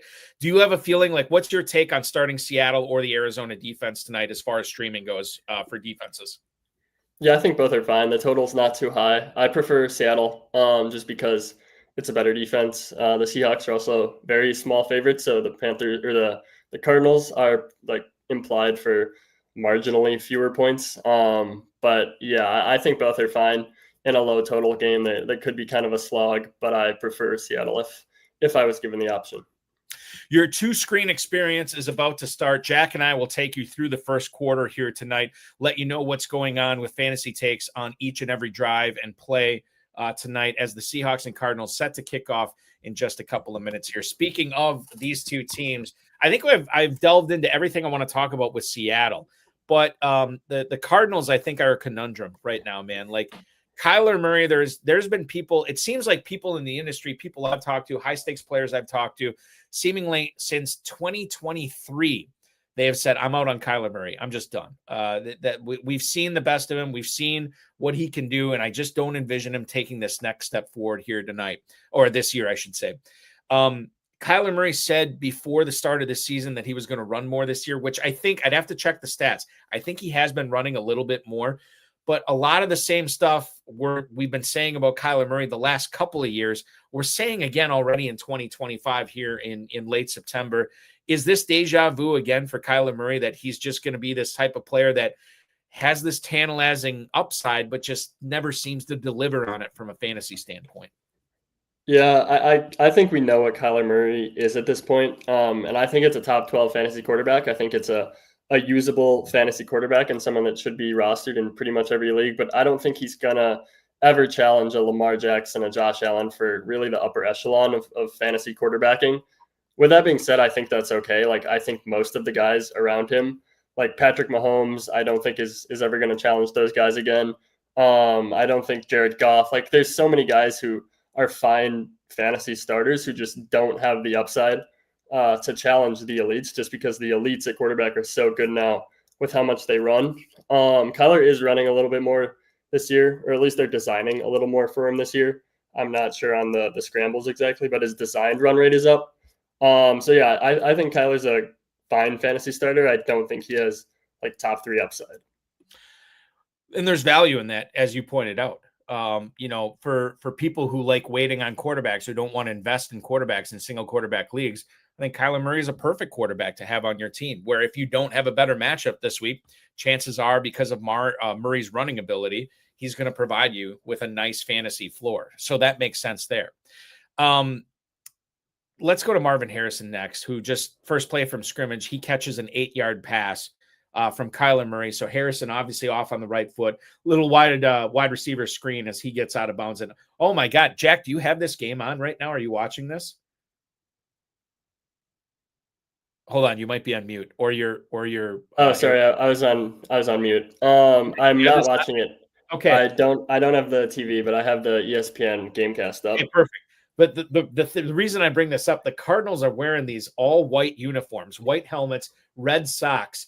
And the Cardinal, it's got this beautiful tinge of like red and orange. Like it's really appealing to the eye, or maybe I'm just off base on this, but I think it's really, really cool. Trey McBride catching a pass here on second down for a first down. Have they shown the end zones yet? I don't know like what the theme is tonight for Arizona, but they painted the end zones pretty like special too. So I don't know what the occasion is, but they're doing something different, and it looks pretty cool. The logo at midfield is pretty cool. The logo at midfield is the same logo as what's on the helmet right now. And you're right, I have not seen the end zones yet, as Trey Benson rushes for no gain on 1st and 10. I have not seen the end zones to see what they're doing there. But yeah, it's very aesthetically pleasing to the eye. Yes, I'm looking at right now. It's got the star with the rays coming out of it, the red and orange rays coming out. It's very cool. So anybody who is blind, my apologies. You will not enjoy this game to the full effect tonight, because it is very cool what we're seeing here tonight with the Cardinals and Seahawks. Okay, Kyler Murray, a 3-yard carry. And it is 2nd and 10 from the Arizona 41. I beg your pardon. It is 3rd and 7 from the Arizona 44 as the Cardinals try to keep this drive going. Marvin Harrison catches this pass on the first play from scrimmage for 8 yards. What's wrong with him, Jack? I felt like the early part of drafting season, I spent a good part of my podcast explaining away Harrison. We expected too much year one. They misused him in his rookie year. The schedule gets easier in year two. All these things. And I feel like over the course of the 3 or 4 weeks of the season, all these things are still true. Anybody who was against Marvin Harrison this year would have told you that the Cardinals did nothing to change anything that would make it better for Marvin Harrison this year, that would, even make it different. Like everything stayed the same. So why should we expect anything different? And I think through 3 weeks that's largely been true. But I think you can make a case that there's other stuff going on. I mean, I don't know how he dropped that pass last week, that wide open pass that certainly if he catches that, we have a much more different narrative we're talking about in our week 4 previews. But he didn't catch it. And as a result, we're down on Harrison again. Can you offer up anything positive about Harrison? And conversely, maybe this is just who he is. I don't know. Your thoughts on Harrison? Yeah, I don't really know either. And everyone saw the wide open drop that would have been a big gain, if not a touchdown. But he also had another drop that was maybe a little bit more difficult, but it would have been a long touchdown. The play didn't count because some other Cardinals receiver, I assume it was like Michael Wilson or something, got interfered with. But Wilson had an easy touchdown go through his hands too. I can't really explain it. I mean, I don't want to speculate too much. Is he hurt? Is it mental at this point? I don't really know.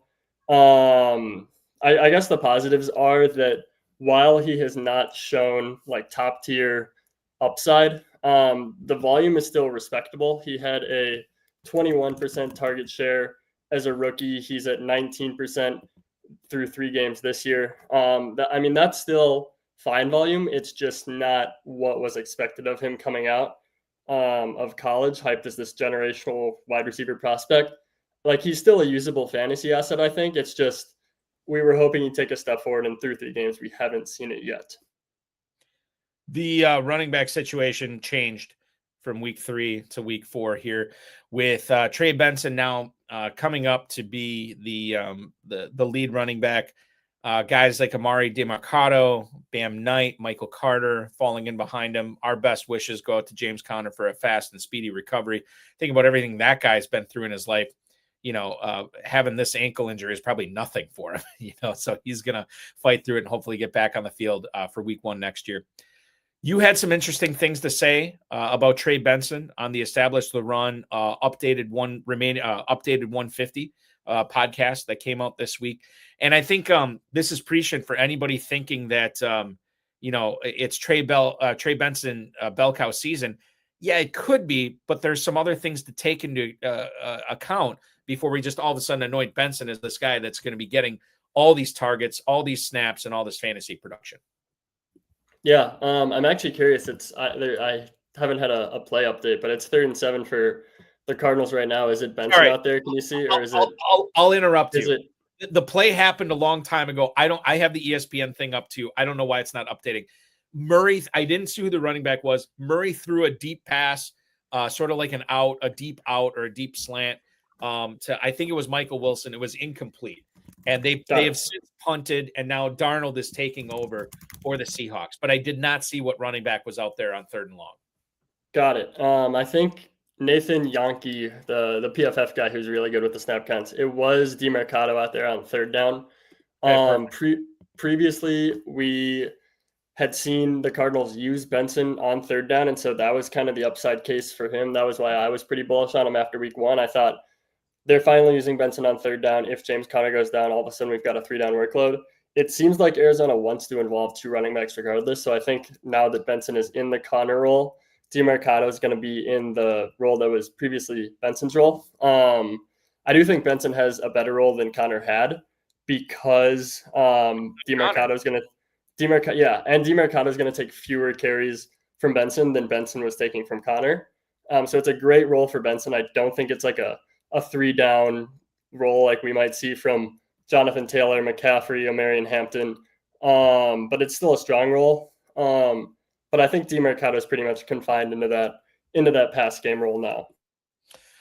Kenneth Walker, no gain on 1st down, and then a Kenneth Walker screen catch for 29 yards. Jackson Smith-Njigba follows up with a 2-yard catch from Sam Darnold. 2nd and 8 now from the Seattle 45 as they are trying to make some headway down the field. So if you are trying to get the guy behind the guy, is DeMarcado the guy? I mean, you're not going after Michael Carter. You're not going after Bam Knight or anything like that. If anything were to happen to Benson as it stands right now, DeMarcado would probably be the guy in obviously what would be a timeshare, but he'd be getting the lion's share of the snaps, I would think. I think it's tough to tell. I think they might just like DeMarcado as the pass down guy. If Benson goes down, I could see Bam Knight and Michael Carter splitting the early down stuff, and DeMarcado probably gets an uptick in that area, but I don't really think it would be enough to make him a fantasy starter. So if Benson goes down, I think it would kind of be like a really messy three-way split for touches there. And maybe wheels up for Harrison, McBride, and Wilson at that point too. So we will see what happens with that. So that is your preview of the Seahawks and Cardinals. 10-17 to go in the first quarter. It is now a third down that the Seahawks are facing after a 3-yard loss from Kenneth Walker on a play that was blown up in the middle by that Cardinals defensive line. 3rd and 10 now, beg your pardon, as we tick under 10 minutes to go in the first quarter. We'll have full coverage of this game for you here through the remainder of the show, which, my God, we only got about half hour left and we got a ton of start sits yet for everybody tonight. Want to remind everybody the FFPC Weekly Challenge is live right now. You cannot play in the Thursday Weekly Challenge anymore because the Thursday night game started. However, we do have a Sunday game going on right now that will lock at 1 p.m. Eastern time. You are looking at $2,500 is the big money that you can win this week. 10, 30, and 100 team contests, depending upon what you want to play in there. Just pick 10 players, or if you want to play with kickers and defenses, you can pick 12 players. No duplications on teams. If you want Aaron Rodgers, you can't have Jaylen Warren. If you want Justin Jefferson, you can't have Jordan Mason. MyFFPC.com is where to go for that, MyFFPC.com. The Seahawks have converted on, I beg your pardon, they did not convert on 3rd down. It was a 10-yard catch by Torrey Horton from Sam Darnold.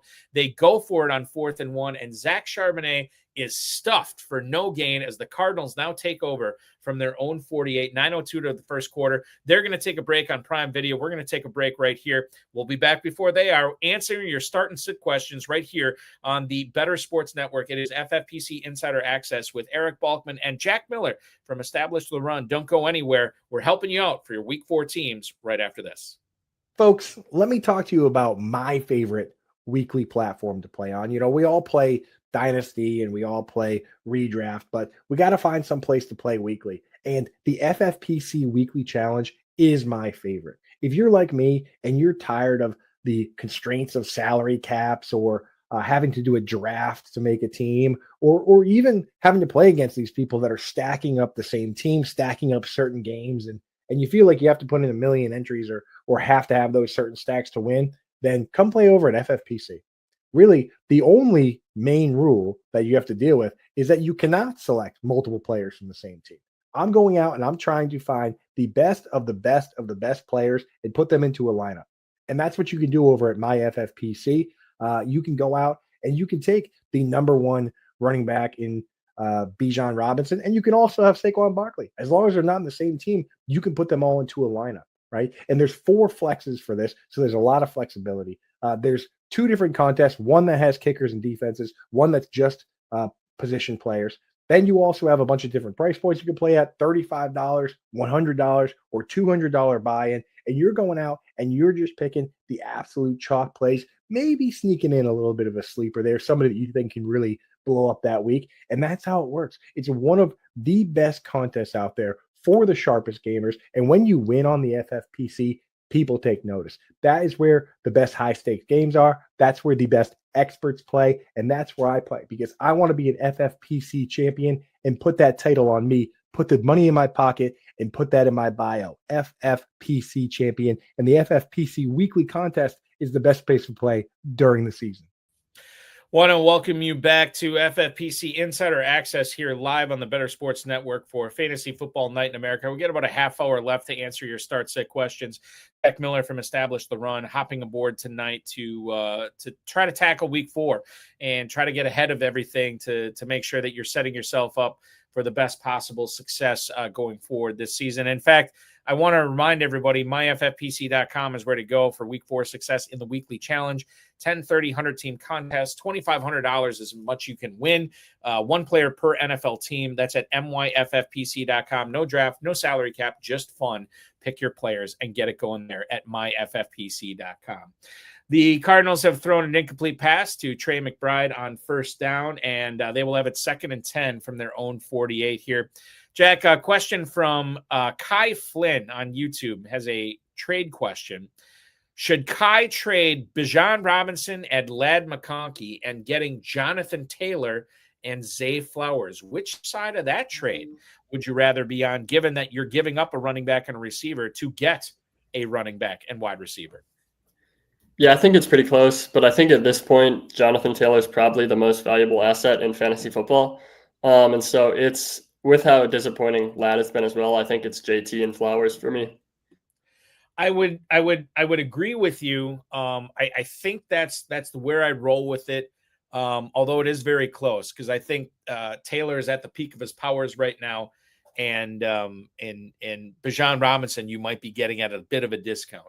So we'll see what happens there. We have to see what's happening in this game right now. Kyler Murray has just thrown an interception to the Seattle defense, and it appears, according to the Cardinals defenders, that whoever picked him off, I think it was the safety, one of the safeties, has fumbled the football on the return. The Cardinals are saying they have it, and the referee agrees the Cardinals do have it off the fumble from the Seattle Seahawks safety that picked it off. This was Bryant. And who was this? Was this Michael Wilson? No, it was, oh my goodness, this is close because it almost looks like he slid down and then lost the football. Did he give himself up? I'm sure they're going to look at this here. And the Cardinals with a recovery off the Bryant interception fumble from the Kyler Murray interception. Okay, let's move forward here with some starter set questions. Some of these guys we've tackled, some of these guys we haven't. But we're going to pair them up tonight here and help you out the best we can. Would you rather start I beg your pardon. Would you rather start Alvin Kamara or Jaylen Warren this week? Jaylen Warren is in Dublin against the Vikings on Sunday morning. Alvin Kamara is going to be at the Buffalo Bills in what should be a heavy passing volume game for Rattler. However, the target's don't necessarily have been existent for Alvin Kamara so far this year.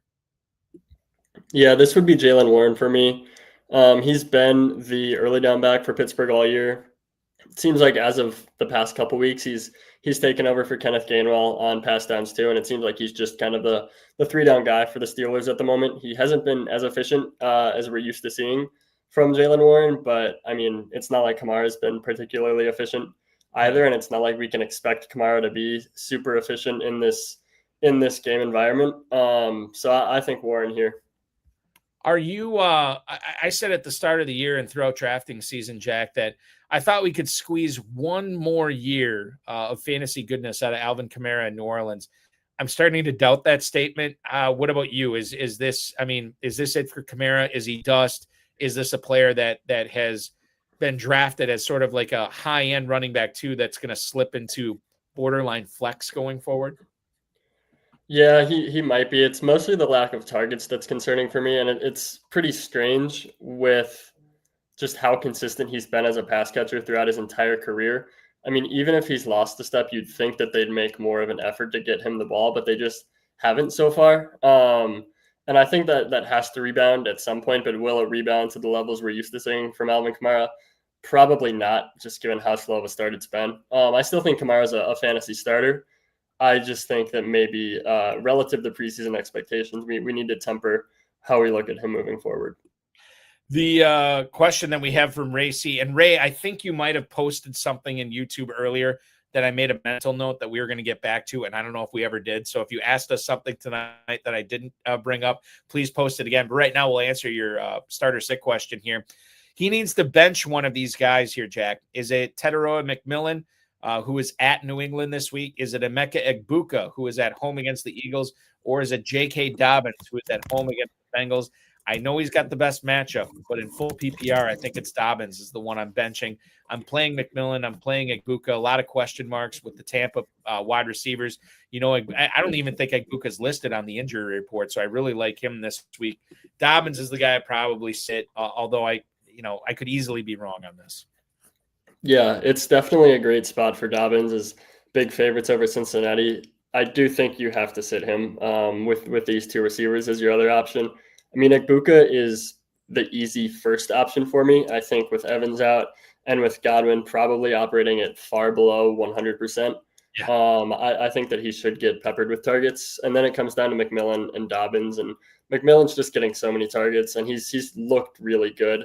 I think that maybe this could be the spot where he finally turns that into a big fantasy outing.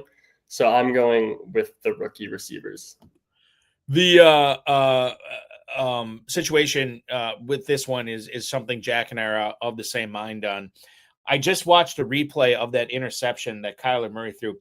I don't know. I think it was intended for Marvin Harrison, but it was a really bad pass, bad decision. They reviewed it. They upheld the ruling. It is Arizona football, and Trey Benson gets a 12-yard rush right away on first down as they plunge in to Seattle territory. He ends up catching a pass for 4 yards on the very next play, but Tyreek Woolen flagged for a face mask penalty as well. Tack on 15 yards, and the Cardinals now have it 1st and 10 at the Seattle 41 with 8:10 to go in the first quarter.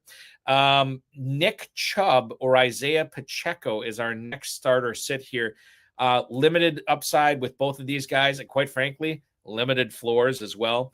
Somebody asked me I was doing a hit on another radio station earlier this morning. Somebody asked me, what do I do with Isaiah Pacheco right now? And the best thing I could say, Jack, was don't cut him, but I'm certainly not starting him right now. Nick Chubb, I think Woody Marks is working his way into that conversation as well in the backfield. If you have to start one of them this week, certainly exhaust all other possibilities first. But I still lean towards Chubb over Pacheco this week. Yeah, it's Chubb for me too. The Texans finally should be able to move the ball a little bit against the Titans. They're big favorites here. I think Woody Marks is ascending. I think that eventually he could really usurp Chubb as the RB1. But I think for now, Chubb is still the preferred option on early downs. And I think that in positive game script, he should still be in line for double-digit carries. So it's Chubb for me over Pacheco. Speaking of the Texans ground game, I noticed Joe Mixon was cut in some of my 12-team, 20-man roster leagues. Do I need to find a roster spot for him in that deep of a league, or do I just continue to leave him on the waiver wire? I think you can leave him on the waiver wire. I don't think he's going to play this year. Okay. But let me ask you this, Jack, put you on the spot. Percentage chance that Joe Mixon takes at least one snap in the regular season this year? Is it less than 20? Is it less than 20%? It might be. I've just heard some pretty bad stuff. So, I've heard nothing, which makes me think it's really bad, right? Yeah, I think he's a pretty big underdog to play. The Cincinnati Bengals will continue their season in week 4 in Denver, the Mile High City. Ray C wants to know, what are we expecting from the Bengals offense going forward, specifically Jamar Chase in Denver? I don't believe, you can correct me if I'm wrong on this, I don't believe Patrick Surtain travels with the opponent's best wide receiver. So certainly they can scheme up Jamar Chase, but it was really bad against Minnesota this past week. I'm of the belief that that's probably Browning's worst game of the season. I think better things are ahead from the Bengals, but perhaps I'm being too much of a cockeyed optimist here, Jack. What do you think about the Bengals going forward, and then specifically against the Broncos in week 4?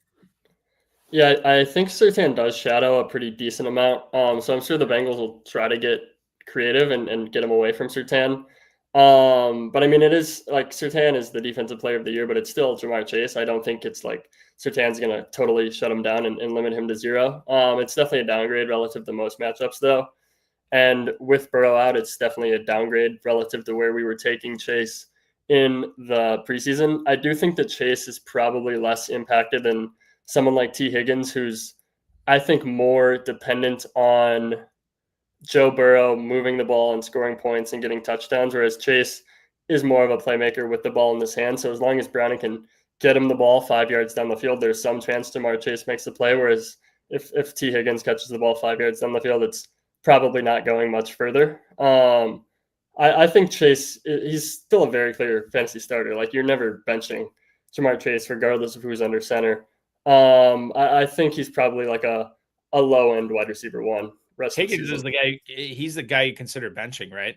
I've already benched him in a couple of leagues this week. He's not the slam dunk start that he was before. You got to have one hell of a team to be benching Ja'Marr Chase, and quite frankly, if you have that team, you need to up your game and join the FFPC or something like that next year, because it's not even fun when you have that deep of a wide receiver core that you could consider benching Ja'Marr Chase. Speaking of stagnating here, I don't know if I mentioned it or not, the Cardinals are attempting a 32-yard field goal attempt here. Greg Dortch with a couple of passes, 1 for 2 yards, 1 for 9 yards. There was a false start penalty that moved the Cardinals back. Trey McBride did get a 4-yard catch on this drive as well. Chad Ryland has nailed the 33-yard field goal as the Cardinals have taken a 3-0 lead with 4:09 to go in the first quarter. Jack and I will be with you through the remainder of the first quarter tonight. Flacco is king on YouTube. Jack has a question. This is interesting. He needs one of Ramondre Stevenson, Bashal Tutin, Devin Singletary, Ray Davis. This is full PPR, and this is his number 2 spot for running back. He does admit that it is gross, and yes, it is gross. I'm eliminating Singletary, even with the purported big-time rushing second half that the Bills should have against the Saints. I'm eliminating Ray Davis. This comes down to Stevenson or Tutin for me. I lean towards Stevenson, but I can be persuaded if you want to make an argument for Tutin. Yeah, I think you're right to eliminate Singletary and Ray Davis. I think I lean Ramondre as well. I mean, it's a really good matchup. That, like we've said this a few times, but the floor is nothing here. If Vrabel decides to teach him a lesson after 2 fumbles last week, there's some chance they lean fully into Travion Henderson. But I mean, when these are the other options, it's not like the other guys have a very stable floor either. And so the Patriots should be able to run the ball against this Carolina defense, like pretty much everyone has been able to so far. So it's still Mondre for me.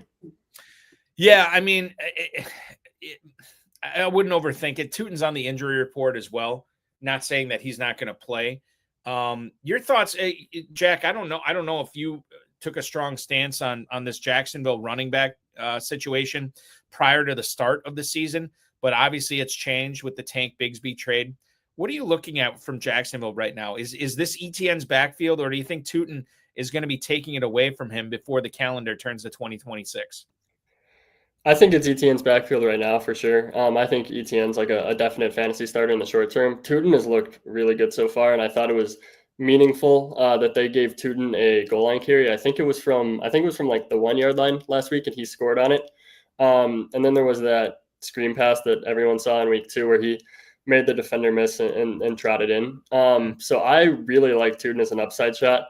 I was hopeful that he would really ascend more than he did in week 3 from a usage standpoint. We didn't really see the role grow like I was hoping it would. But I think he's still like a really strong hold. I think we've seen ETN the past few years. We've seen ETN show upside before, so I don't want to come off as anti-ETN and more so pro-Tutin. But I think both are good. I think ETN's a definite fantasy starter right now. I think ETN is a good hold. I think he's a tough buy right now since he scored a touchdown in back-to-back weeks. But if we ever get a Tutin floor game, I think he makes sense as a buy candidate. If ETN were to go down, is this like Tutin 80% of the snap share with LaQuint Allen getting 20%, or how would you think that would play out? And I'm only asking this for people who are wondering what they have in Tutin on their bench right now. Yeah, I think it would be pretty much a Tutin rocket ship. They're giving LaQuint Allen the pass downs. I imagine he'd keep that role if ETN goes down, but the Jaguars are still going to throw to their running backs on early downs. It's kind of similar to Trey Benson, where LaQuint Allen is the Amari DeMercado, but Bashal Tutin would be the Trey Benson, and that's a very valuable fantasy starter. Kenneth Walker is really off to a great start tonight as he busts off on 1st and 10 for the Seattle Seahawks, a 21-yard run that gets him out of bounds at the Arizona 35. So to recap so far, Kenneth Walker tonight, 4 carries, 27 yards. He also has a 29-yard catch, as well as the Seahawks march down the field against the Cardinals here, trying to tie this game up or maybe even take the lead. Want to shift over to wide receiver here for you, Jack. This is a fun one this week. Who would you rather start? And again, a question that we didn't think we'd be asking ourselves here in September. Quentin Johnston at the Giants or DJ Moore against the Raiders in Las Vegas? It's Johnston for me, which I did not really think I'd be saying 3 weeks ago. But DJ Moore just has not had the role we're used to seeing from him. I think Johnston has a higher target share so far on an offense that's throwing significantly more and significantly more efficiently, at least when they're not playing the Cowboys, quote unquote, defense. So I definitely like QJ over DJ Moore. Yeah, it's crazy. These are two guys trending in the or different directions, I should say. DJ Moore probably not in the right one. Think about what Luther Burden was able to do last week, not only on that big flea flicker, but a couple other plays as well. Roma Dunze ascending to sort of this quasi number one role for the Bears. And then you have Quentin Johnston, who isn't going away. I've made the case that Keenan Allen and Ladd McConkey are a little bit more of duplication of skills. And as a result, Quentin Johnston probably gets on the field maybe more than he should. But what he's able to do on the outside is something that Allen can no longer do. And maybe Ladd McConkey is not able to do. I don't know. But he's out there quite a bit. I'm with you. I'm playing Johnston over DJ Moore this week.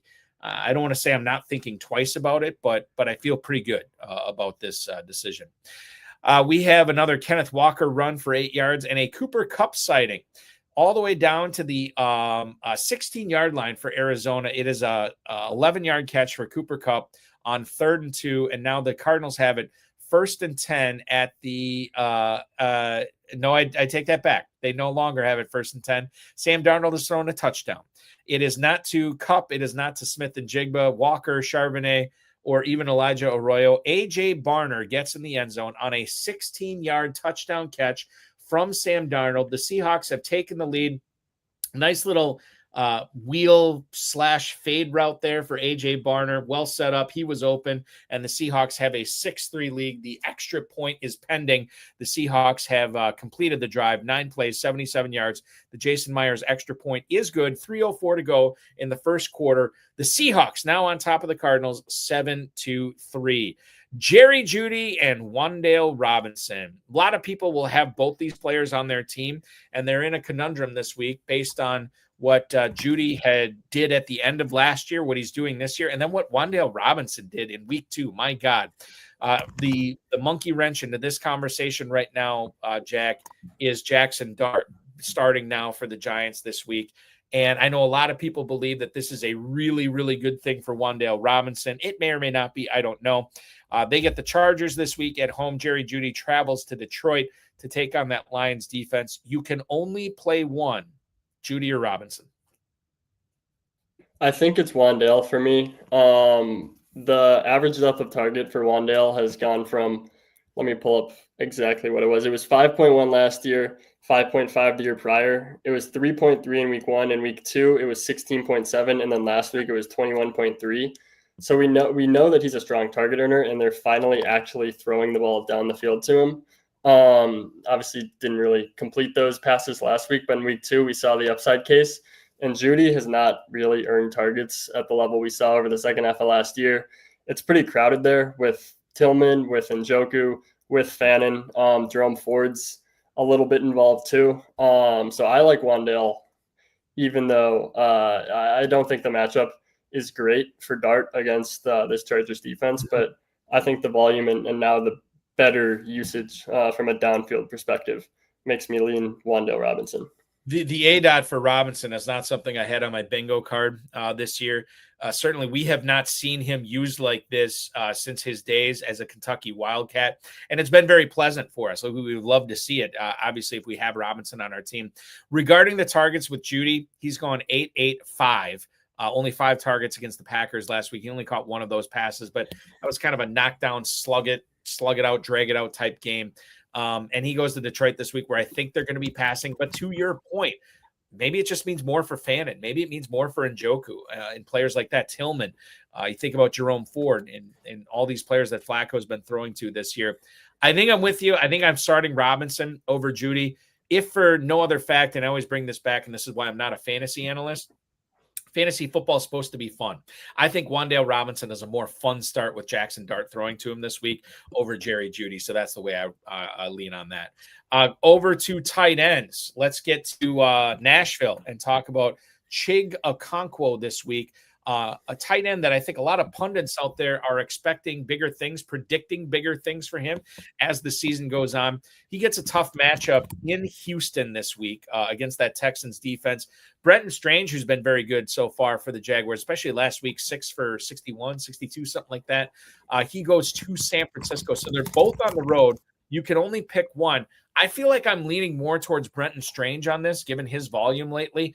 Alec Iamaner has still been getting a lot of targets for the Titans. Ridley's getting a lot of targets. He's not cashing in on them. And I guess the thing of working, Okonkwo's favor is Cam Ward just refuses to throw to his running backs.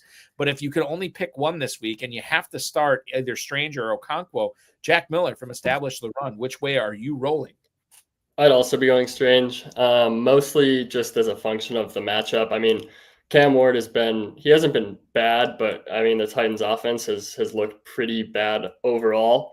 And this matchup on the road against Houston is just as bad as it gets for a rookie quarterback. Easier matchup for Strange, and so I'm going with Strange. Yeah, I got the Texans defense deployed in more than a few leagues this week. Very excited to see what they're able to do. Cam Ward is one of these. I'm not putting him in the Jameis Winston category yet, but he might ultimately fall there. I love the fact that this guy's always trying to make a play, constantly pumping the ball downfield. That's what we want to see from fantasy quarterbacks. And quite frankly, it's what we want to see from our defenses when we're going up against quarterbacks like that as well. Sticking with the tight ends here, I'll get to another one that I think is probably only going to affect FFPC players looking to flex out a tight end this week. Would you play Dallas Goedert at Tampa, or would you play Geno Smith, who is at home? He's in Dublin across the pond against the Minnesota Vikings. Geno Smith, beg your pardon, or Dallas Goedert this week, Jack. I think it's very close between the two. Quite frankly, I think I roll with Goedert, but man, I don't know.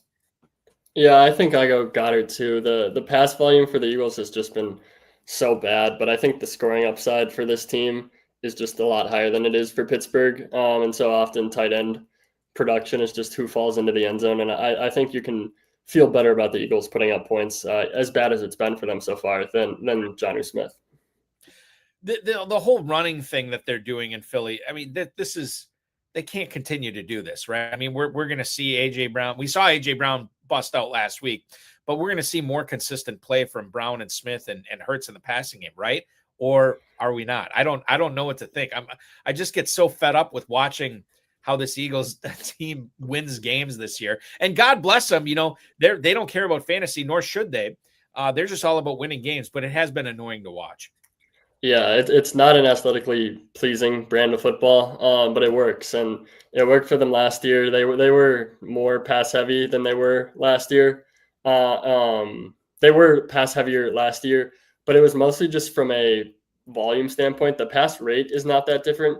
It's just that they had more plays and had more total passing plays last year. They're not suddenly like running the ball like significantly less than last year. So I think the pass volume is going to correct a little bit.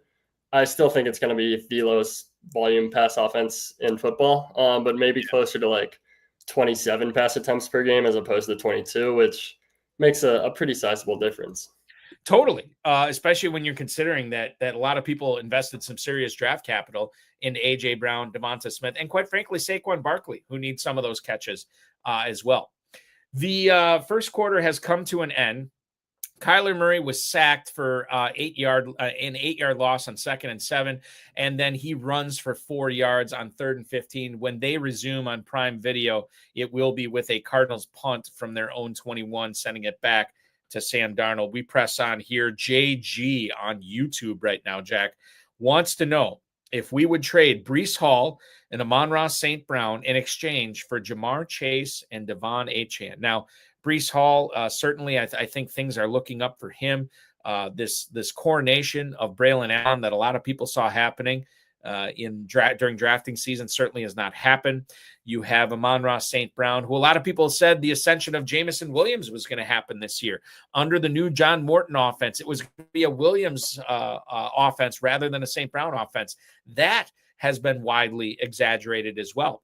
So you have Breece Hall and St. Brown here on one side. You have Jamar Chase, who obviously will take a bit of a hit, not a strong hit, in my opinion, in the move from Burrow to Browning. We've seen a lot of these backup quarterbacks able to keep that number one option not only afloat, but thriving. And then Devon Achane, who is the ultimate wild card. And maybe this trade hinges on what you think is going to happen with Achane and that Dolphins offense.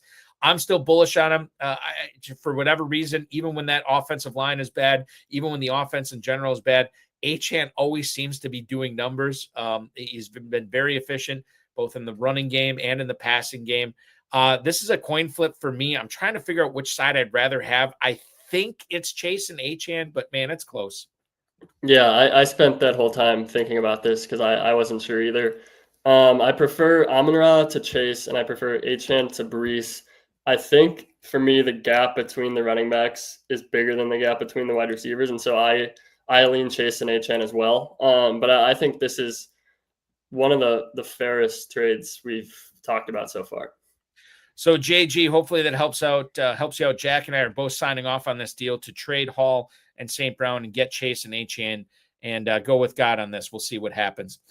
We have wrapped up the tight end discussion. Want to get to a couple more start sits at the quarterback position. A couple of players that we've talked about a little bit tonight, but never compared them to each other. Amon-Ra St. Brown's teammate, Jared Goff, this week at home against the Cleveland Browns. Would you play him or would you play Geno Smith at home against the Chicago Bears? Not that I'm trying to poison your mind here, Jack, but the Lions are 10-point favorites against the Browns in a total featuring 44.5 points. Whereas you look at the Bears and the Steelers, beg your pardon, the Bears and the Raiders are 1.5-point favorites, and it is a 47.5-point total. Spoiler alert, I think I'm leaning towards Geno Smith here, but you are a persuasive man, so maybe you can sell me. It is at home for Jared Goff, where he plays really well, at least. Yeah, I think I tilt toward Geno too. I think this one's really close because the Lions should be able to put up points, but I think it's more likely that the Raiders are passing than the Lions, who might be able to just sit on a lead with David Montgomery and Gibbs. So this one's pretty close for me, but I'm Geno as well. An implied point total of 27 for the Detroit Lions. As I look at the Raiders, it looks like about 25, 26 implied point total for Las Vegas as well. So it's very close. Listen, I think you can go with Goff if you want to here, but I lean towards Geno Smith, as does my good buddy Jack Miller. Final one tonight, and I'll bring this up. My bust of the year on my local fantasy football show was Baker Mayfield, Jack, and a lot of the reason, I mean, there's a multitude of reasons that went into that. I just feel like this dude was punching above his weight last year. I think about where you had to pick him in drafts this year. I didn't think he was worth it. I don't like him this week against Philadelphia. However, I can't deny what he's been able to do from a fantasy standpoint so far this year. He's looked very good. I think he's tied for second in the NFL in touchdown passes. So he's certainly up at the top of certain metrics, maybe at the bottom or in the middle of some other metrics. If you had a decision between Mayfield and Bo Nix this week, who Bo Nix is obviously playing against the Cincinnati Bengals on the second Monday Night Football game. Haven't mentioned that yet as well. There's 2 Monday night games this week. But Bo Nix, really good matchup against the Cincinnati Bengals. Baker Mayfield, not a great matchup against Philly. Who would you rather start this week as your quarterback, Mayfield or Nix? I think just based on matchup, it's Nix. I think in general, who I'd rather have it's definitely Baker. But I think just this is pretty much the best possible matchup, or second best behind Dallas, and almost the worst possible matchup for Baker. So I go Nix here. There was also some weird stuff with Baker today where he was like dropping back at practice, but they wouldn't let him throw. Called it like a bicep. I assume he's going to play. He's had worse stuff and not missed time, but I just something to keep an eye on. I do remember him shaking his throwing hand quite a bit in that last game last week. So I wonder if that has something to do. I don't know. But you're right. I think between these two, I'd rather have Mayfield on my roster the rest of the way, but definitely I'm playing Knicks over Mayfield this week for sure. And that's going to do it for our show tonight, Jack. Before we let you get out of here and enjoy the rest of this game, as we still have a 7-3 ball game, 14 minutes to go in the first half. The establishtheRun.com website is unbelievable as far as the analysis that you guys provide, everything that you're giving to your subscribers. The podcast, obviously awesome as well. At JackMiller02 on X. Can you tell us sort of what your specialty is and what you're going to be working on in the 2025 season for ETR? Yeah, I'm working on the projections for ETR along with Leone and Mark Dankenbrink. So I'll be doing that a lot of the time. Then I also have some content. I have an article every week that comes out on Tuesday morning, just going through the biggest usage notes that I see from the previous week. And that's pretty much it. So yeah. And anything, if you want to see Jack on any ETR podcast, obviously subscribe to the ETR podcast feed anywhere you get your podcast, or just go to x.com/JackMiller02. And anytime he is on a new ETR podcast, you're going to find it right there as well. Always appreciate our conversations, dude. Be good. And let's do this again soon. For sure. Yeah. Thanks for having me on. MyFFPC.com is where to go for the weekly challenge. Win up to $2,500. No draft, no salary cap. Super simple. Just pick your players at MyFFPC.com. We'll be back at 7 o'clock next Thursday. Optimus Fantasy C.H. Herms joins us for the 49ers and Rams next Thursday night. I'll mention this again. 2 Monday night kickoffs this week, 7:15, 8:15 Eastern time, and a 9:30 a.m. Eastern time kickoff in Dublin for the Vikings and Steelers. God bless a 15-hour day of fantasy football on Sunday. Going to be awesome. For our producer, Sean Engel, and for Jack Miller from Established Run, I have been Eric Balkman. This has been the FFPC Insider Access Show on the Better Sports Network. See you again next week, and enjoy week 4.